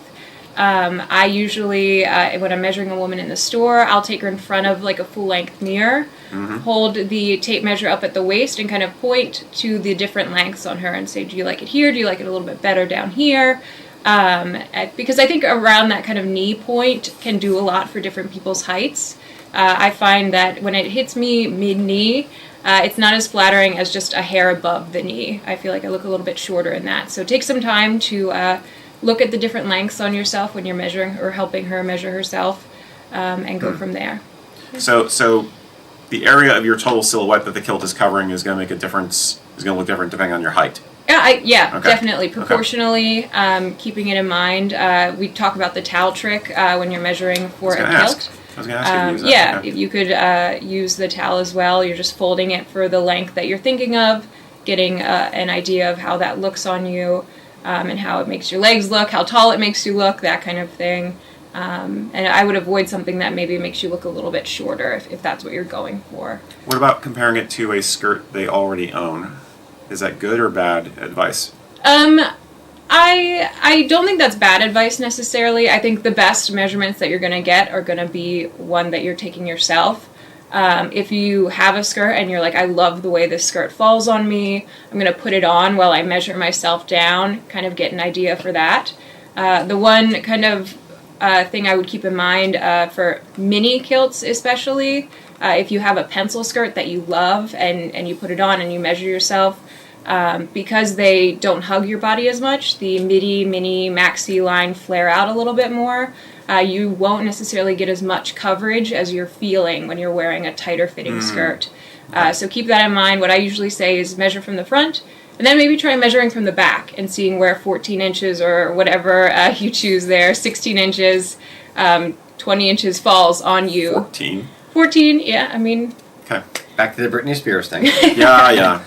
Now, yeah. one question I have for you: the when I'm talking about guys, and kind of the way that I view kilts on guys is, the middle of the knee is a masculine look, versus above the knee or below the knee is a little bit more feminine. Do you feel the same way? Where it's if you're essentially splitting the kneecap, then it looks a little bit more masculine, and you tend to go a couple inches above or a couple inches below. I wouldn't say I see women in their midi kilts that are fitting them like midpoint and say that looks like super masculine. I think a defining difference there is the waist point. A woman wearing a kilt at her high waist, I think that immediately creates a more feminine silhouette because you're highlighting that smaller part of your waist and it's flaring out from there. So yeah, like a T-length, there are skirts that fit women at mid-knee, and I think they're not necessarily more masculine, but I think a mid-knee fit reads more traditional kilt to me when I'm seeing, like, I see the mid-knee fit and I'm thinking she's trying to look like she has a kilt, maybe match a partner, pipe band type things, they'll go to the mid-knee. So something along those lines. Yeah, that's the connection my brain makes, is that it looks like a traditional kilt length, therefore, and it's in tartan and it's to the knee. Yeah. That's why I'm making the masculine connection. So It's a little more gender neutral Yeah, kind of a look. yeah, I would definitely agree with that. Interesting. cool. Hope that helps. All right, that one was you, Yes, sir. Miss Emma. Alrighty, so we've got a question from Sergio Guerrero on Facebook. He says, love you guys. The question is it unheard of to add patches to your kilt? For example, he's thinking of adding a Texas state flag patch to his kilt. What do we think? Is it unheard of? No. People have added patches or embellishments to kilts, for a while. There's, on our, for instance, on our casual kilt, we used to, don't anymore, put a patch on the lower right corner, essentially where your kilt pin would sit. We still offer it as an option, but we don't automatically put it on them, even for the off-the-rack ones. I know the brand Sport Kilt puts a patch up at the top. I've seen Highland Games athletes put patches on their kilts, either of sponsors or just fun stuff that they're involved in. I've seen like punk rock looking style kilts. I know you have a Guilty. utility kilt with it. Yeah, I have a patch kilt. So yes, it can be done. It is not traditional, but sure, it can be done. It's a way to express yourself a little bit. Yeah.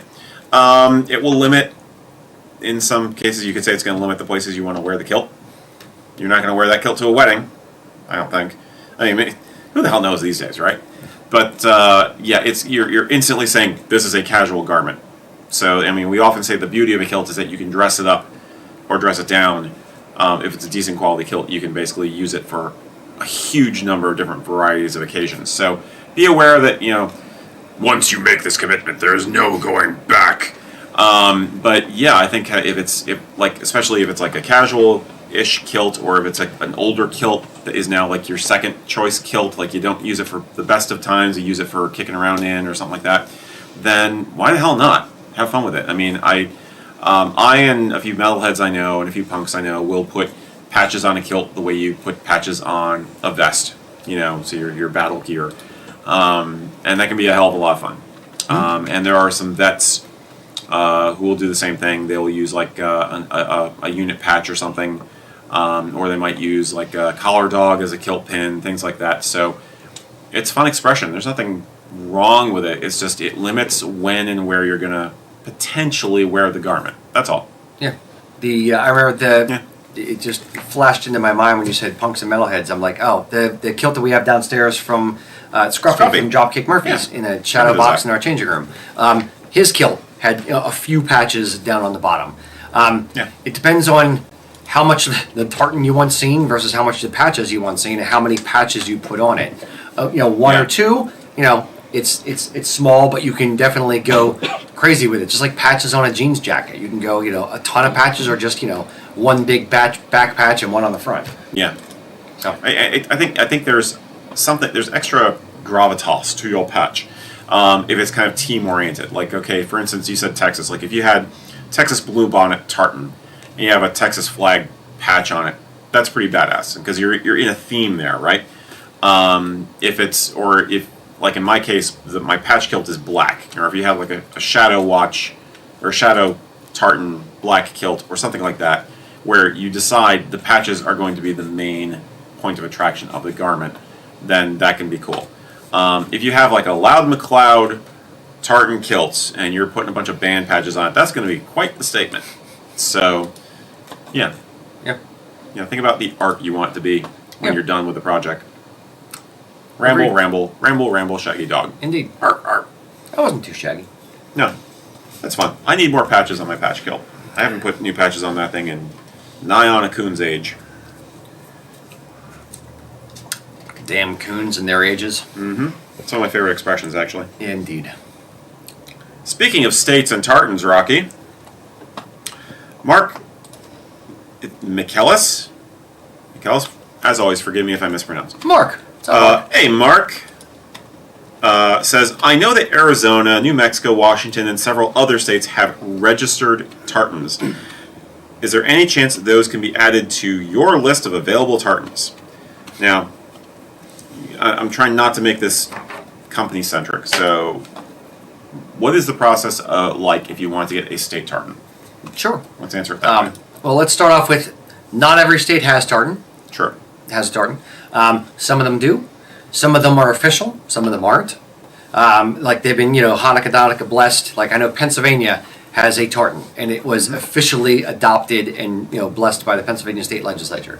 It's the second best one. Yeah, there are some state tartans that are officially adopted and or are copyrighted.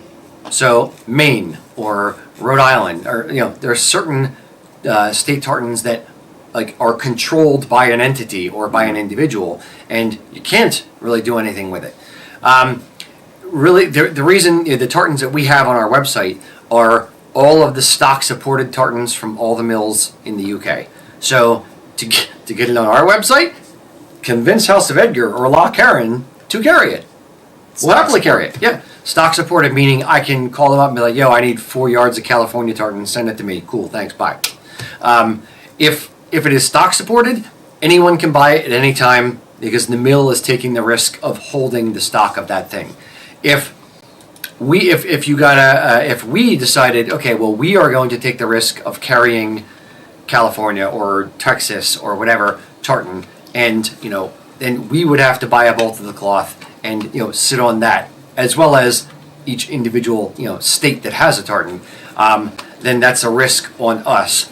If you as an individual want to do it and get a group together or want to have it custom woven specifically for you, from one kilt up to a whole group of you doing it, you can do that as well. So it's really who wants to roll the dice that you're gonna recoup your money out of it in a reasonable amount of time. Yeah. So that's really what it boils down to. Is in the tartan register there are almost 10,000 tartans, 8,000, 9,000 tartans at this point. that exist and that are registered tartans. Not all of them are woven because, if you have the BJ tartan for some random dude's dead dog, which actually is a tartan that This exists, exists, yeah. no one's going to buy it except for that one guy. So none of the mills are going to weave it because they're not going to be able to sell it. So it's about reaching critical mass and being able to have enough people want a particular design, or perceived enough people want a particular design, that a mill or that a company or that a group of individuals can have it woven. Yeah. And some tartans are controlled in a different way. Like, for instance, Texas Bluebonnet, I think, is controlled by the one. It's copyrighted. It's copyrighted. And then Scotland Forever in Texas, Right. scotlandforever.net, I think is their website. Yeah. Roxy, wonderful lady. If you reach out to them, tell them that Rocky Rager from USA Kilts sent you. Anyway, yeah, that one is copyrighted, and they have the rights to actually weave that one and sell that one Yeah. from the design holder. But otherwise, and correct me if I'm wrong, most state tartans at some point started out as a passion project of somebody's. So it depends on how much mileage they got, how much traction they got with their people in their state. If the legislature and everybody were like, "This is freaking awesome, we gotta do this," then you might have more people who are interested and all that kind of stuff. And then you have other places like, why do we need a tartan? What's a tartan? It's going to be more rare just by virtue of that. So, Or if there's not a high percentile of Scottish people Right. with Scottish heritage in the state, right. maybe they don't care about it as much. Yeah. Or there's a lot of reasons why a state may or may not have it. There's some reasons why it may or may not be official. There's some reasons why it could be copyrighted or not copyrighted. So it's a sticky wicket, and each individual state has to make up their mind for themselves. Yep. So if Let's do that together. I use that. Yeah. But if you get a group of people together and a tartan does exist and it's not copyrighted, as long as it's open to be woven, sure. Yeah. Any company, us included, can happily get it done for you. See if there's a pipe band who'd be interested. If you're trying to get a lot of people involved, hunt around and see if there are bands in the area that might be interested, because that very often they're the ones who are most likely to be interested in something like that, because local pride is a big deal for them. So Yeah. yeah, Agreed. are you Gil? Yes. Miss Emma. Okay, I've got a quicker question here, but first, I think we should let the audience know what time we're going to today. That's We're a good going to point. go for another half hour or so. We usually go from 3 o'clock to 5 o'clock. Today, we had a little kerfuffle, so to speak. So we're going to be ending around 5:30 or so Eastern Standard Time. We got another half hour or so. I have one bigger question for Emma I want to make sure we get to, so Okay. I'll probably ask that next after whatever you're doing. Alrighty, so Emerald Wolf from YouTube said, "Hey y'all, love the kilt and products I get from you. Do you encourage customers to send in photos? I have great pictures from the wedding and wanted to share with you the products of your labor." Aww. Sure. No, anytime. Sure. Yeah, anytime customers want to send in photos, we're always happy to see them. We're happy to see how our kilts look out in the wild.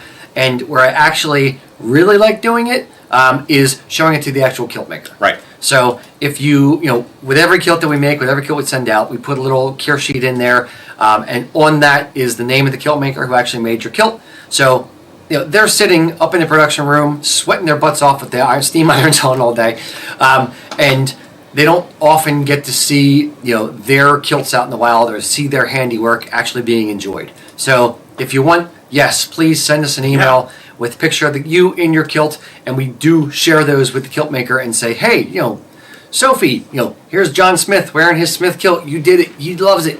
Here's him smiling and happy about it. And that really does help make their day and help show them that what they're doing means something to all of you people. Yay. Yeah. Indeed. Now, you do run the risk of me using your photo for a project in the future. Just be aware of that. Yes. But sure. Yeah, I mean, who doesn't want a little validation like that, right? Yeah. Thank you. That's very kind of you to offer, actually. So, yay. Indeed. I haven't been to a good wedding in a long time. Nothing like a good wedding. Yeah. So, I'm going to have Emma do another one because that one was short. That was very short. Yes, Okay. it was 2 minutes. All right. So potentially another short one. Eli Steele on Facebook says, "What color hose do you think are going to match the Appalachian folklore tartan best?" Not to bring it back to Jillian and I's tartan again. But I Let's think show that's that a good tartan on question. screen. Cambot? So, Eric, what would you wear with the Appalachian Bloody folklore hell. tartan? We talked about There's this. a lot of different There's colors. a lot now of you could wear. options. Yeah. I think some of the new two-tone hose could go very well with it. Maybe I would because it's so busy, in a good way.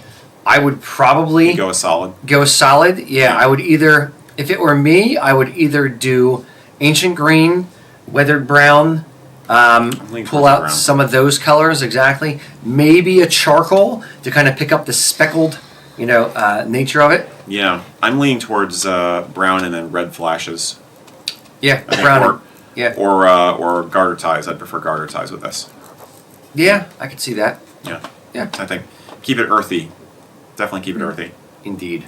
What do you think, Emma? Yeah, I would say similarly. I think also having the threads here at the store, the gray in the tartan, those silvery mist over the mountains. Okay. It does go well with the gray that we have in the store here from our colored kilt hose line. I would probably go with that as well. And then I know we talked about hose specifically, but this is going to be a great kilt to go hiking in. So hiking socks too, keep those in mind. It's an earthy color for those, coordinate, Yeah. that kind of thing. Yeah, anything really earthy and pastel-y kind of, good Yeah. color for it. Good for hiding both dirt and blood. This tartan. Indeed. Comments are saying light gray or maybe a bronze/copper, which is intriguing. I think the chocolate bronze accessories will go very well. Oh yeah. with this, Yeah. honestly. Yeah. Yeah, and some of the more brown to tan to red tweeds will go excellently Okay. with this one. Okay. So yeah, There are 3 different tones of brown in this tartan, so Yeah. you could get away with a lot of brown tweeds. And brown is sometimes Yeah. a hard color to coordinate with if you're It like the is. tone is off. But you've got a lot in here to work with. Yeah. I know you're looking forward to seeing somebody in a great kilt. Yeah, Yeah. I That's gonna be am cool. looking forward to seeing someone maybe in a great kilt, maybe on the Appalachian Trail. If there are any great kilt hikers out there, that Oofta. would be really cool. I know it's a specific request. I'd like to see David Barr. David I was about to Barr. say It is full jacket, vest, and kilt on the our Appalachian friend Trail. David Barr Hiking in has full suit. has ordered is in the process of ordering a Yep. tartan suit in Appalachian folklore. God's love you, man. The man's It's- committed. He should be committed, And- perhaps, but yes, he is. I was going to do committed. that joke next. Damn it. Yep. Yep. Shout out Robert Hughes also got a vest, a tartan vest to go with his kilt. Wow. So yeah, some Gorgeous. people are doing it. Nice. Gorgeous. Excited for that. Nice. Cool. Nice. All right. All right. Mr. Eric, All right. what we got next? I'd like to do this one for Emma. Sure. This actually has been sitting in my archive for a while. So, Runa Valeri, I want to apologize that it took me months and months and months to get your question. I hope you're actually watching. Runa has said, I'd like to get an Arisade or a Great Kilt. In my research, it seems Arisades or Arisich. I caught it myself. Arisich. Aerostitch. Arisich. My ear is itchy. Arisich. I gotta remember. Okay. I would like to buy an Arisich or a Great Kilt. In my research, it seems Arisiches were more of an overskirt than a mainstay piece and tended to be less material. I don't know if the less material relates to how one wore the Arisich or to the point that women are just more petite. Could a standard length Arisich be worn in the same manner as a man's great kilt and have the same look and practical benefits? Or is it not enough fabric? What is the dividing line, if there is one, between an Arisich and a Fillmore? Yeah. Emma. Yeah, okay. I'll Yeah, start Emma. off on this one. I don't have a lot of personal experience with Arisich. I don't do a lot of Ren Fair stuff yet. I'd like to get into it. I have worn one for a photo shoot here. And I would say we do get questions from ladies pretty often about this, asking they want to pleat something up more so, like a men's great kilt, do they need more fabric? And I would say the answer is yes, and it depends on your size. So if you want to do a full pleating, I would maybe go towards more the men's great kilt page, and select a yardage that'll be fit with your waist and hip for that. I would also say maybe keep in mind the men's great kilt, and I think the Arisaids too. We have 11 ounce, 16, 13, and 12 ounce polyviscose if you want a polyviscose one. But if you're looking at wool, that is so much fabric when you have a great kilt wrapped around you. 16 ounce wool. With an Arisaid, when you only have 1 or 2 yards and you're just draping it over a skirt, I think you can get away with it. But when you have 16 ounce wool and you're pleating it up, I can imagine it would get really, really heavy, especially if you have more of a petite frame or something like that.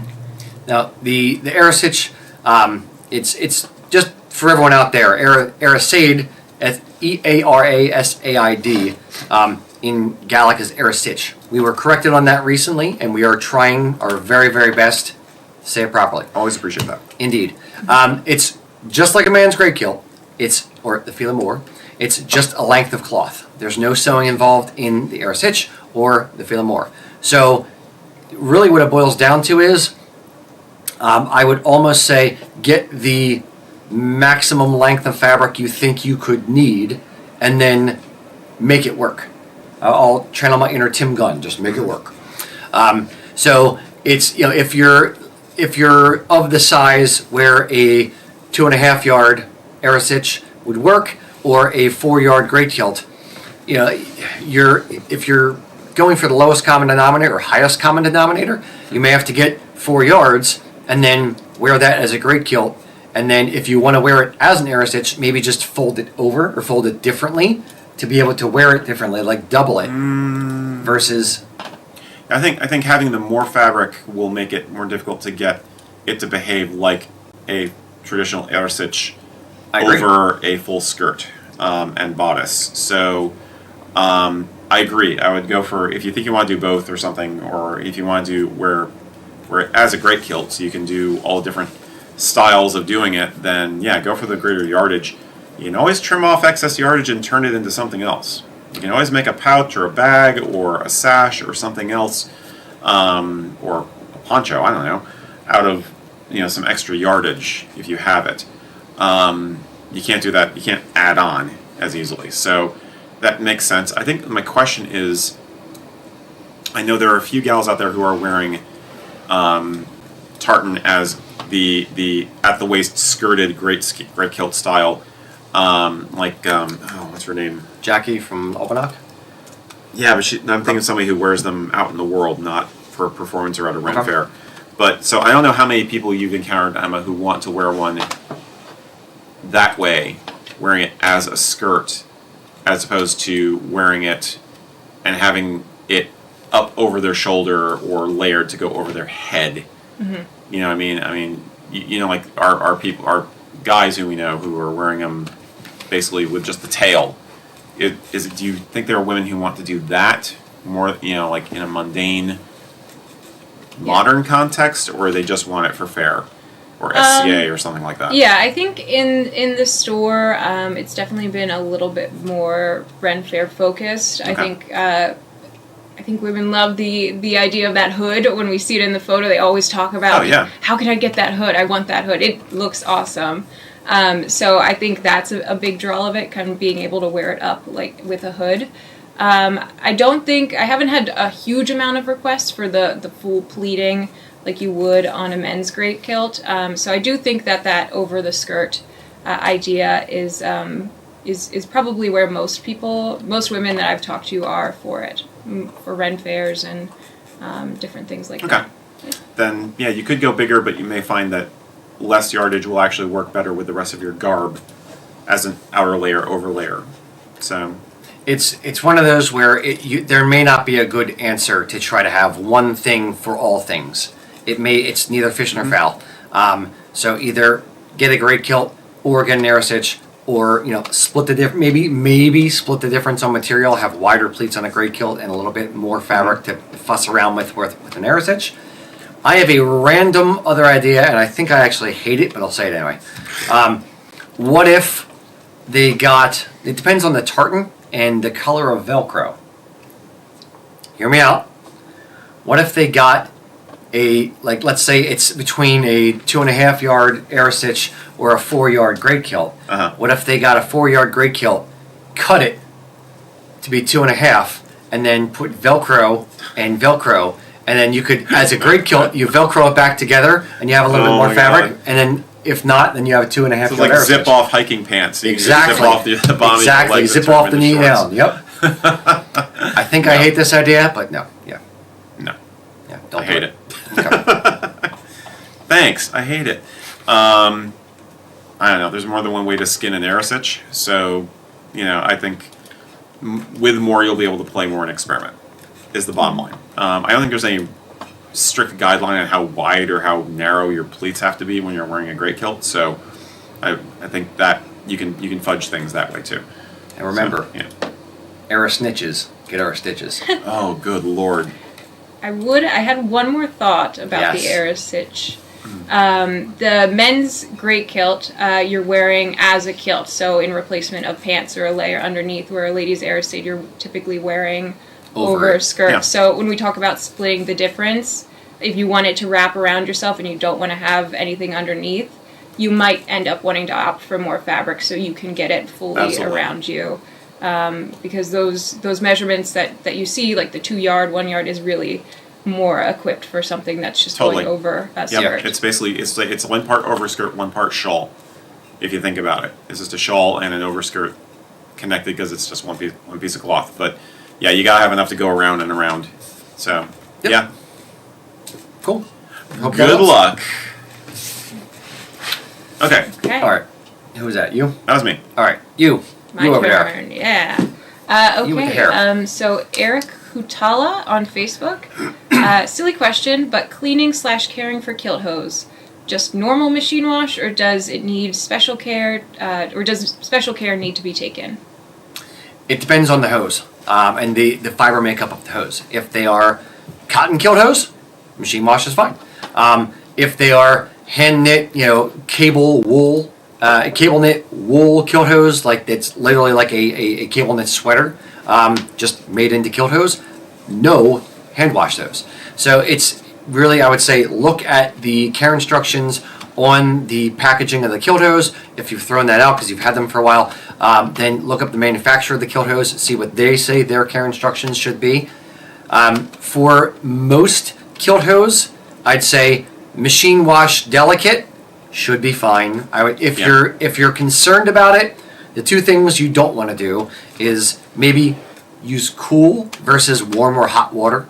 And second, do not put them in the dryer. Just lay them out over the back of the sofa, lay them out on a drying rack or a clothesline or something like that. Let them dry, air dry, not hot, tumble dry in a dryer.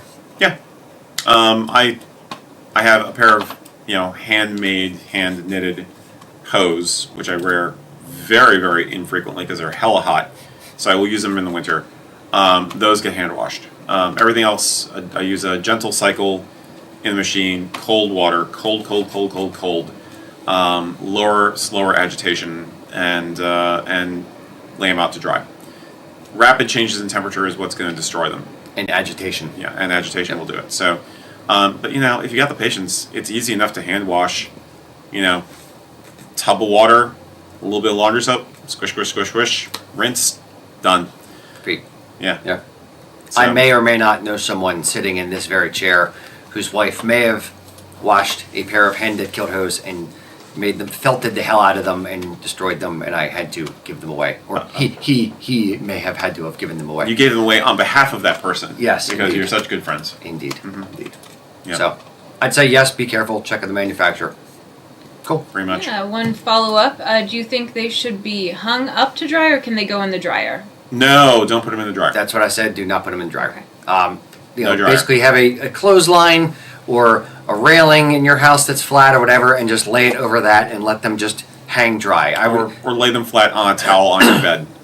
Now, so here's another tip for the process. If you're going to hand wash them, hand wash them in the tub, squish, squish, squish, as he said, and then take 2 towels or 1 towel and put the hose in a towel, lay it on the ground, and walk on them. Try to get the towel to absorb as much water out of it. You don't want to wring them out, which will stretch them, but you want to put pressure and kind of suck the water out of them, then lay them flat. I'm not familiar with that technique. Yes. I learn something every day. Yes, it is my kilt hose fu. Indeed. There you go.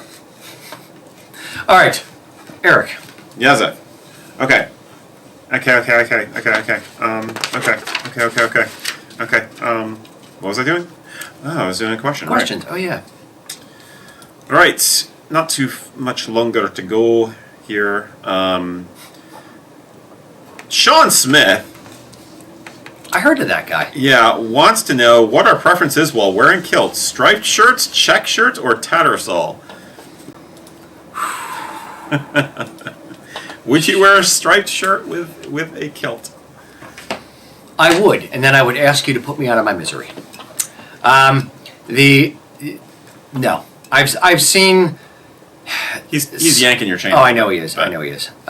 He's busting my stones. I've seen like a herringbone, like pinstripe, kind of like super subtle. Maybe it could work. I still wouldn't do it. But if any kind of stripe, that horizontal stripes, no. If it's a rugby shirt with big honking stripes going across, I wouldn't wear it with a kilt, a tartan kilt. I would absolutely wear salad collar shirts. I would absolutely wear tattersall shirts. Tattersall meaning like a checked or an Window over-check pane. window pane kind of pattern on a shirt. Yes, those can look very, very smart with a kilt. Yes, it is traditional. Yes, it looks great. What would you wear? Yeah, stripes. No stripes. I don't personally care for tattersall that much, but it is the safer bet by far. Of a And what was- pattern, What was yeah. his other option? Striped check shirts. I don't think I do. I would wear Like a check gingham? shirt. A gingham check? Yeah, It maybe. could work. Maybe. Could. Yeah. Possibly. As long as it's a small, a small check. I don't know. I think.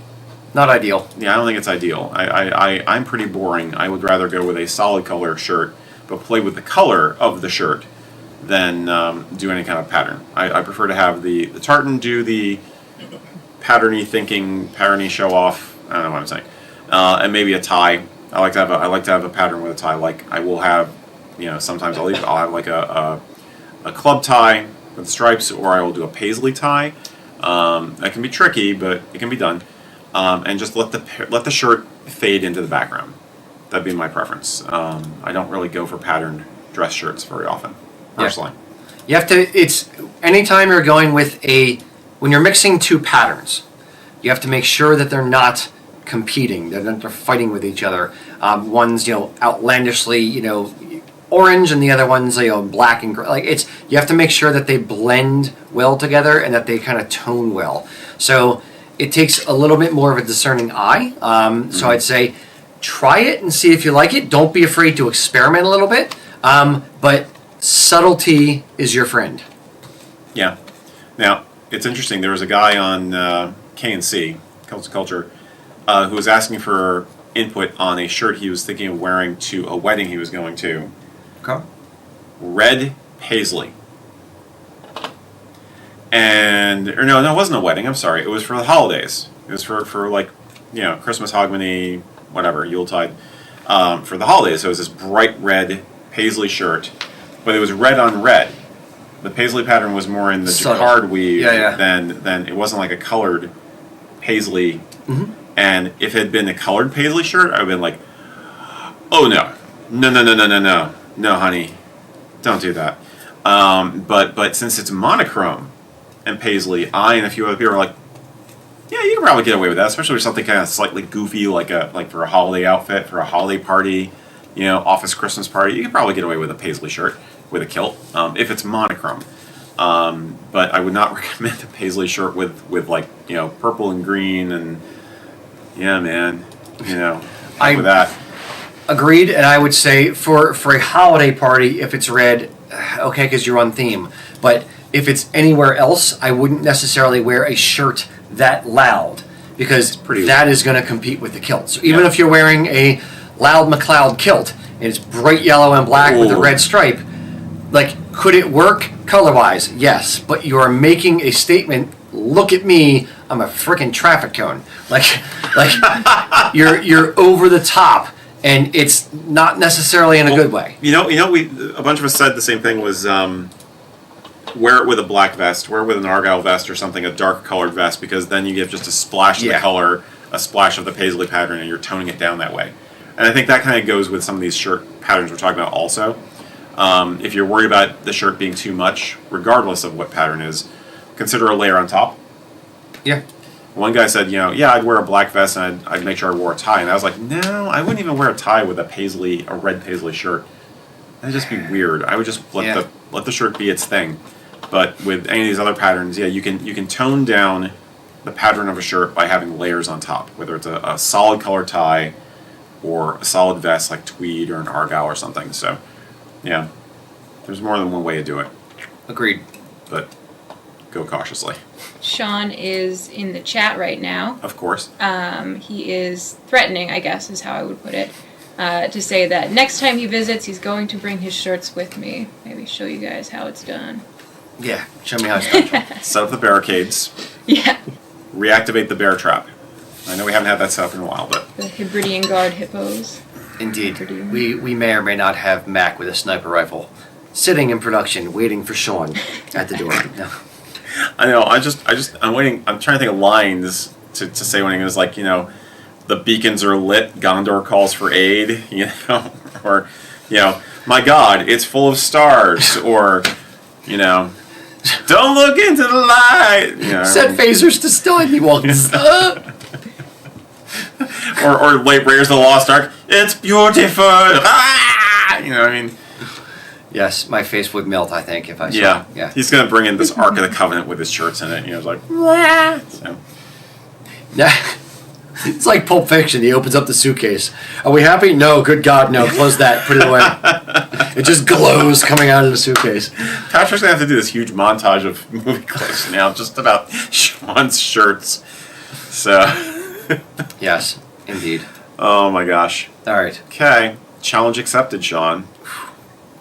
No. Challenge, no. Shut down. I can use a laugh. All right. Sure. All right. Miss Emma. We'll throw the final one to you. Okay, alrighty. So from Bill Mark on YouTube, I bought a nice brown fur sporan from a vendor at a fair, but in sunlight or fluorescent light, the fur gets a greenish hue. Can I remedy this? Or what might that be? Do we have any idea? Yeah. Greenish hue. What color is it's a brown fur? Brown fur sporan. How soft is the fur? What is the fur? I'm betting it's rabbit. All excellent questions. Yeah. I'm going to bet it's rabbit. Okay, well, let's do this. If you're still there in the chat, A, what is the fur? B, how much was the sporan? And how well was it tanned? Yeah, how much did he pay and what kind of fur is it? Yeah. Come on. We need more data. I cannot make bricks without straw. Well, we're gonna stall a little bit. I think Give I me know a what the different answer one. might be. I have no idea what the hell the answer is. I think he's SOL, frankly, but yeah, I think I know. Right. I guess we touched on this a little bit earlier about ladies' wear, but I know we had some questions about belts specifically, wearing belts with a midi, maxi, mini kilt. So maybe we can talk a little bit about that, because I know that there's a lot of people out there. Yeah, before somebody derailed my list of questions an hour ago, we had a couple of people asking about belts, and Andrew Cooper had asked us, do you, Emma, like to wear sporans? And then we had other people asking about belts, so I think leather accessories are definitely a concern. And what do you think? Yeah. Should you wear a kilt belt with a kilt as a woman? Yeah. So I wear a belt quite frequently with my kilts. The ladies' kilt models actually don't have belt loops on them, which some people find a concern. They like the belt loops. I actually find it a feature. to the kilts. I like not having the kilt belts, the belt loops, because the belts that I wear are a variety of different widths. I have some that are 2.5, maybe 3 inches thick, some real chunky ones, and I have some super thin ones that are maybe a 1/2 inch or less. So I like to have a diversity of the widths of belts. So the belt loops, I think, not being there, the belt is purely going to be decorative. The kilt should stay up on its own comfortably. It's just adding some differentiation from that big wall of tartan that you have. Place to hang your chatelaine. Yes, yeah. If you Jillian. Jillian, yep, she's got her chatelaine that she puts. She wears that on a sporn strap, actually. Okay. But we also sometimes ladies will come in the store and ask if they should be wearing a men's belt, the thick like men's kilt belts that we have. And I tend to steer ladies away from those because they are very, very thick. And it's a stiffer leather, and especially when you're wearing your kilt at your high waist, you have that thick leather that is not conforming to your body, so you're kind of losing your waist sometimes. It's creating a gapping effect around the top. And then to wear a kilt belt, you also need a big honkin', very cool, but very large belt buckle, which can be very dominant on someone with a smaller frame. So they do look awesome, but they don't necessarily lend, I would say, to the female form as much. I would also say, imagining it, I've tried it on before. When we got those walnut belts in, I was like, oh, I want one of these so bad. They're so good. And I tried it on, and putting on the belt buckle and wearing my kilts at my high waist, that's the point where I bend. So bending over, I'm getting the front rear. Go big or go home with the front rear belt buckle. So I got all of those pointy things just in my skin. It poked me all over because that's where I bend. Ladies will wear their kilts a little bit higher than men sometimes, wherever their natural waist is, if they're doing high waist or low waist. So not where they're widest necessarily. So you run into that. I think you run into that a little bit more for something like that. Technically, men are supposed to wear their kilts at the true waist also. And I do know people who run into the same consternation with a buckle, like ow. Okay. And I've even had customers where they're smaller, and I've suggested a smaller size buckle. As much as they want the Fenrir or something like that, I'll say, you know what, you should probably go with this design. It's smaller, and on your frame it's going to look more proportionate. However, the curves of the female form and the thick leather of the belt, yeah, that's a really important point. I think it does not tend to work. So, yeah. And a kilt belt being as thick and as stiff as it is, we'll sort of think of it more as like a cylinder. So it'll fit around a gent's frame. And guys typically are a little bit more cylindrical shaped, where women have more curves. So if you think of a curve like this, and then you're putting a cylinder around the curve, there's going to be a gap at the top, and it's going to be hitting at the bottom. Stand proud. Yeah, it's going to stand proud. Yeah, indeed. So, and we do make the point for guys that a proper kilt that's fitted right should stay on you without a belt. So yeah, it's always kind of a visual accessory or a differentiation. Like I think that's a good point. It adds a point of differentiation between the bottom half and top half of your outfit.